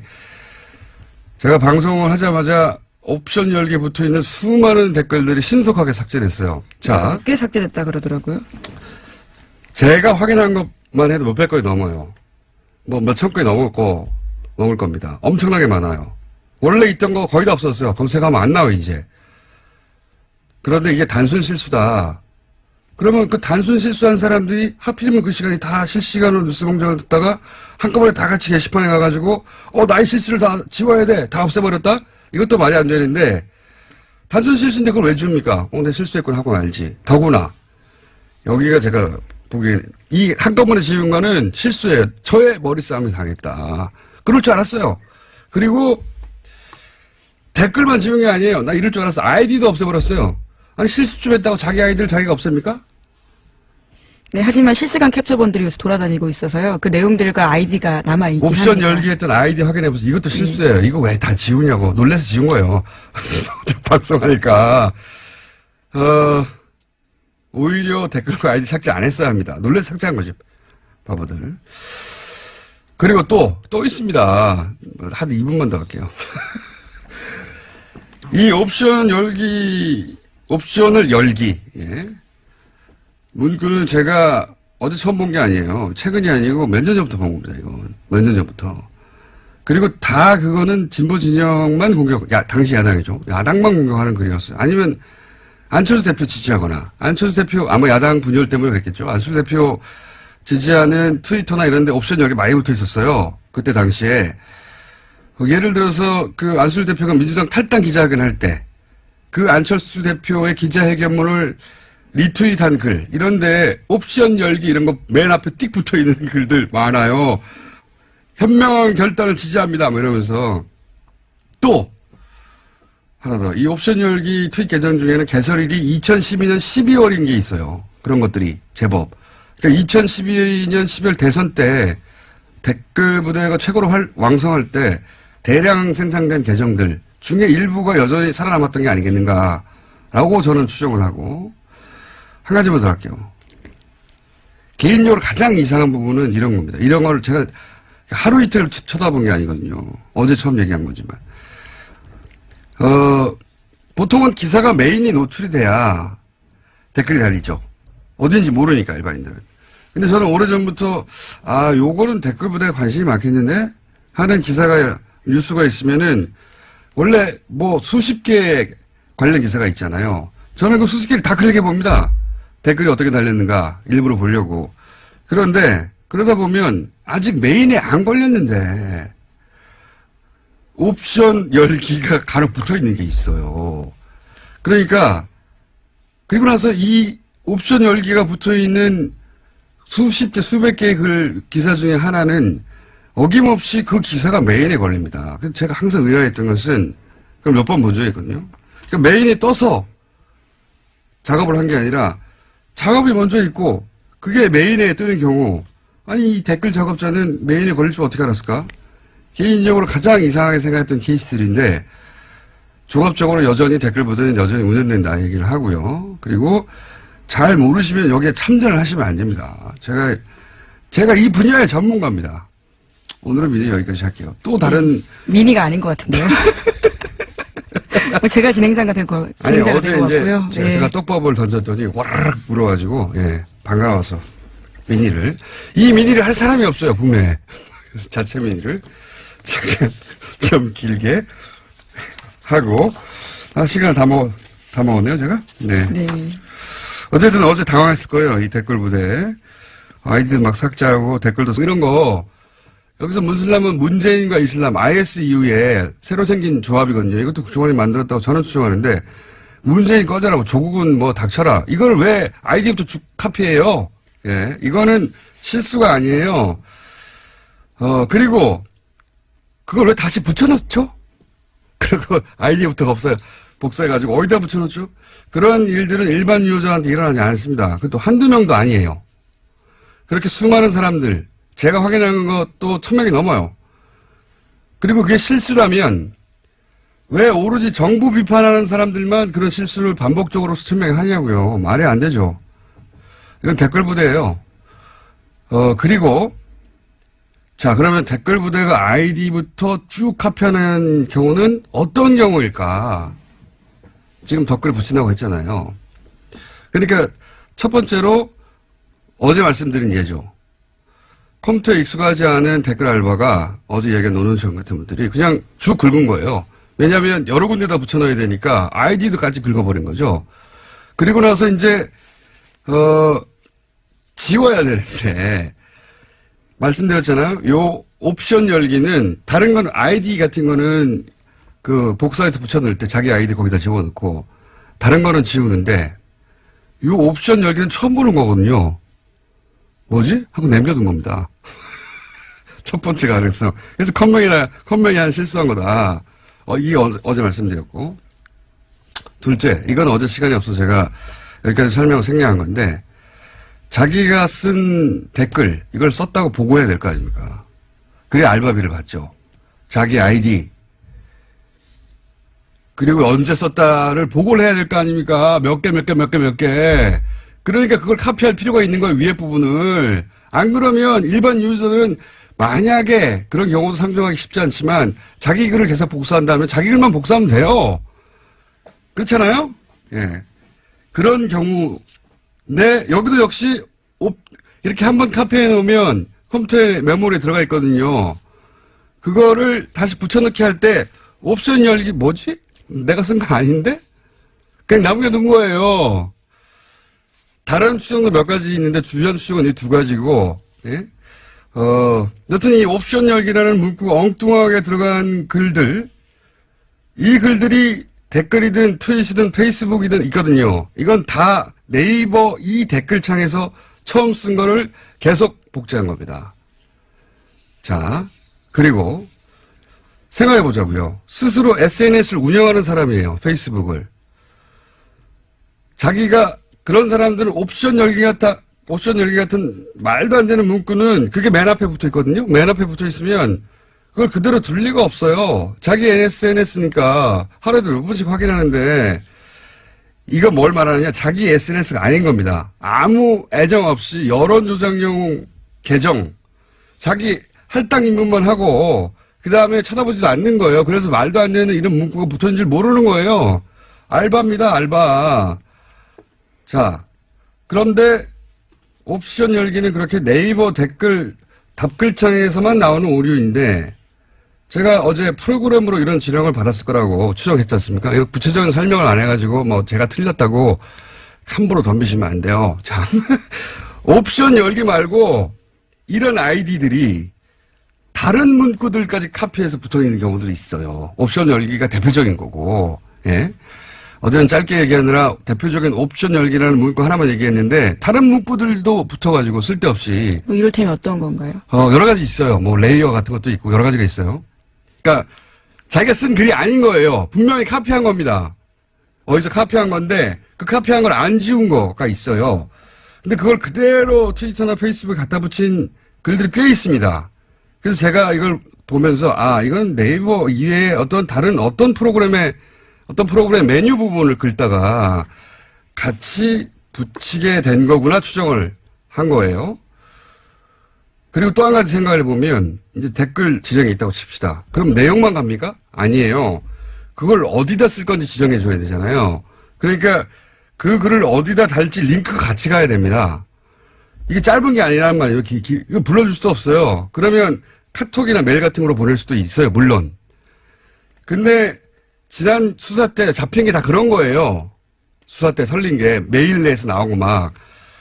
그러니까 내용과 링크를 어떤 프로그램으로 이제는 보내는 게 아니겠는가 앞에 거. 당시에 다스 경리팀 직원이 하청업체 직원에게 비자금 관리를 맡겼다라는 증언도 JTBC가 보도했습니다. 현금 수천만 원이 담긴 쇼핑백을 주면서 비자금 조성을 시켰다라는 건데요. 심지어 해당 직원은 특검 조사에서 비자금을 다 자기가 조성했다라는 진술을 했지만요. 특검은 더 이상 수사하지 않았다라고 합니다.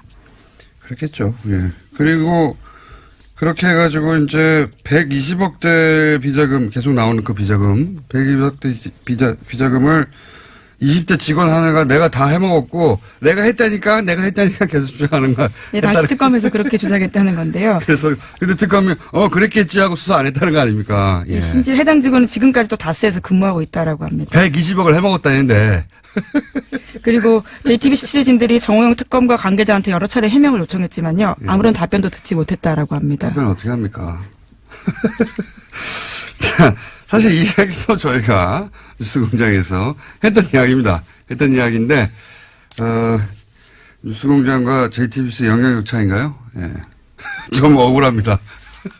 어쨌든 다시 한번 JTBC에서 보다 구체적인 이제 관계자들의 증언과 함께 영상으로 확인 사살을 해준 내용입니다. 네. 수사하지 않을 수 없죠. 예, 이제는. 미리 예고드리면 다음 주 시사인에도 관련 보도가 나갑니다. 자, 그러면 다른 거 전에 제가 한 가지 더 할까요? 네. DJ 비자금 의혹, 이거 굉장히 재밌는 뉴스예요. 예. 네, 오늘 아침 경향신문 보도인데요. 2008년에 불거졌던 당시 DJ 비자금 의혹과 관련해서 제보자가 박주원 국민의당 최고위원이다라는 겁니다.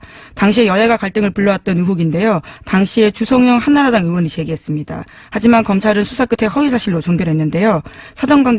사정당국 관계자를 인용해서 보도하고 있는 이 보도를 보면요. 사정당국 관계자의 말에 따르면 박주원 최고위원이 대검정보기획관실 정보관으로 일하면서 얻은 정보라고 하면서 관련된 자료를 주성영 의원에게 줬다라는 겁니다. 이게 지금 박주원 의원은 국민의당 최고위원이에요, 현재. 이 관계가 굉장히 이상하지 않습니까? 국민의당 호남을 베이스로 하는 DJ 정신을 개선하겠다는 거기에 최고위원인 박주원 최고위원이 DJ 100억짜리 양도 CD 의혹을 제기한 숨어있던 장본이었다는 뉴스가 지금 10년 만에 드러난 거예요. 10년 만에. 이게 굉장히 이상하실 텐데 좀 박주원 의원의 개인 히스토리를 따라가 보면 이분은 한나라당 소속으로 안산시장을 지낸 분입니다. 네, 2006년에 당선됐었습니다. 네. 그러니까 이 의혹을 제기할 때는 한나라당 소속이었어요. 그러니까 이상하지 않죠? 그 이유가 좀 이상합니다. 그 이유가. 그 이후 국민의당 창당하면서 입당을 했어요. 예. 국민의당 창당하고 나서 입당을 했고 이게 좀 이상한 거죠. 본인이 DJ 비자금 의혹을 제기했던 숨어있던 장본인인데 DJ 정신을 개선한다고 하는 국민의당에 입당하는 것부터 좀 의심스럽다. 결과론이지만. 그리고 지금은 최고위원이 됐어요. 그리고 최고위원이 된 지금은 국민의당에서 대표적인 통합합니다. 지금 보수정당과 다시 통합해야 한다는. 이거는 소위 트로이 목마루 오해받기 딱 좋은 행보예요. 이건 본인이 직접 이 오해를 해명할 필요가 있다. 왜냐하면 지금 최고위원이니까요. 근데 이게 지금 10년 만에 밝혀졌으니까요. 네, 물론 제보자와 관련된 이런 보도에 대해서는요, 박주원 최고위원이 해명을 한 게 있습니다. 경향신문 보도를 보면요, 자신은 이명박 전 대통령과 가깝지도 않고 공소시효가 지난 사건들에 대해서 말하는 건 적절하지 않다면서 이 사건으로 누구도 욕되게 하고 싶지 않다라면서 답변을 거부했다고 합니다. 본인이 욕되는 거죠, 지금. 누구도가 아니라 본인이 해명할 일이라고 봅니다. 굉장히 이상한 일이에요. 예, 그리고 그 행보에 대해서 왜 그러면 이렇게 DJ를 했던 사람이 DJ 정신을 개선한다는 정당에 굳이 입당해서 지금 현재 최고위원이 돼서 다시 보수정당과 합당하자고 하는지 설명해야 하는 사안이라고 보고요. 자, 이제. 갑자기 중간에 민의를 하시는 건가요? 끝에 하는 게 아니라요? 아니요. 예, 자체 민의. 네. 잠깐 이야기를 좀 길게 해볼까 합니다. 왜냐면은 제가 어제 브리핑을 하다가 미투 해시태그 얘기하다가. 예, 그렇죠. 저 타임의 올해 인물 설명을 하다가요. 나온 이야기입니다. 얘기 나와서 제가 갑자기 발동을 해서, 이것 조금 이것저것 좀 뒤섞어서 설명을 했는데 오늘은 좀 자세히 설명을 할까 하는데. 안녕하세요. 김호준입니다. 어제 MBC 신임 사장이 내정됐습니다. 이명박 시절 부당해고를 당했던 최승호 PD입니다. 자유한국당은 노조를 등에 업은 최승호 사장 선임으로 공영방송 MBC가 노영 방송이 됐다고 비판했습니다. 자신들이 집권하는 시절 MBC 장악을 위해서 국정원을 동원해 블랙리스트를 어떻게 작성했고 그 블랙리스트가 어떻게 실제 실행됐는지 이미 밝혀진 마당인데도 그때 MBC가 공영방송이었다고 주장하는 뻔뻔하면 둘째치고라도 최승호 내정자가 노조를 등에 업었다는 비판은 과연 스스로 하는 말이 무슨 말인지 알고 하는 걸까 의심케 합니다.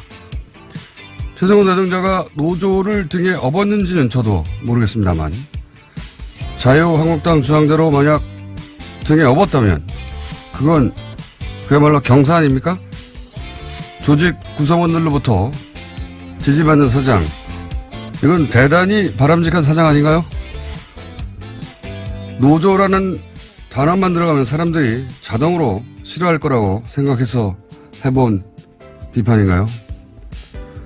구성원들로부터 지지받는 조직의 대표, 이건 아주 상당히 매우 좋은 겁니다. 이건 칭찬이에요.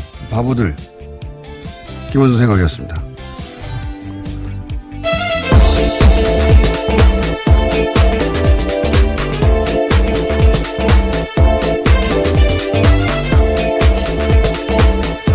시사인의 김은지입니다.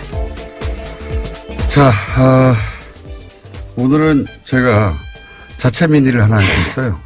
옵션 열기 네, 자체 미니. 최초 아닌가요? 자체 미니. 그래서 일단 짧게 주요 뉴스를 짚고 자체 미니를 하도록 하겠습니다. 네, 미니 인터뷰를 스스로 하시겠다는 말씀이신 거죠? 그렇죠. 예. 아까 담당 PD도 깜짝 놀라시던데요. 미니 누구랑 하냐고. 나랑. 스스로 자체 미니를 하도록 하겠습니다. 자, 왜냐하면 이 옵션 열기 검색어 아직도 있어요. 예, 그렇죠. 어제 하루 종일 실시간 검색 순위 1위였습니다. 그리고 종편도 여기다 대해서 뭐 그거 아니라고 반론도 하고 뭐 여러 가지 말들이 많은데, 예.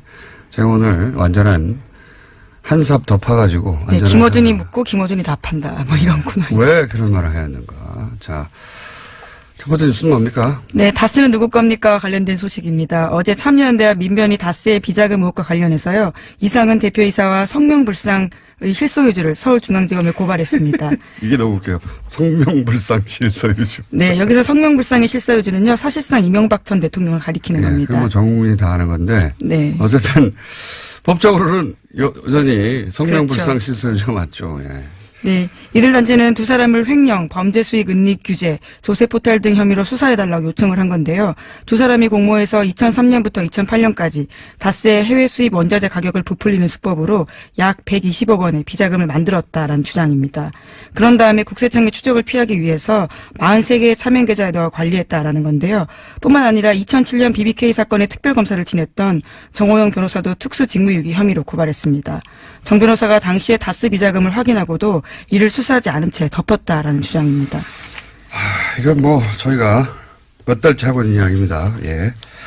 자, 관련 뉴스가 JTBC에서 몇 가지 주르륵 나왔죠? 예. 네, 정호영 특검에서 어떤 문제가 있었는지에 대한 보도인데요. 과거 BBK 특검은 비자금 조성 과정이 담긴 다스 내부 문건을 확보하고도 오히려 다스에 돌려줬다라는 증언을 JTBC가 어제 저녁에 보도했습니다. 특검이 비자금 120억 원을 발견하고도 회사에 돌려준 데 이어서 주요 증거물까지 피의자에게 돌려줬다라는 주장이 나온 건데요. 당시 특검이 문건을 돌려주면서 이 문건들을 보면 다스가 어떻게 비자금을 만들었는지 알 수 있다. 이런 설명까지 했다라는 겁니다. 이 때문에 특검이 다스 실소유주 규명할 증거 은폐를 도운 게 아니냐라는 지적도 나오고 있는데요.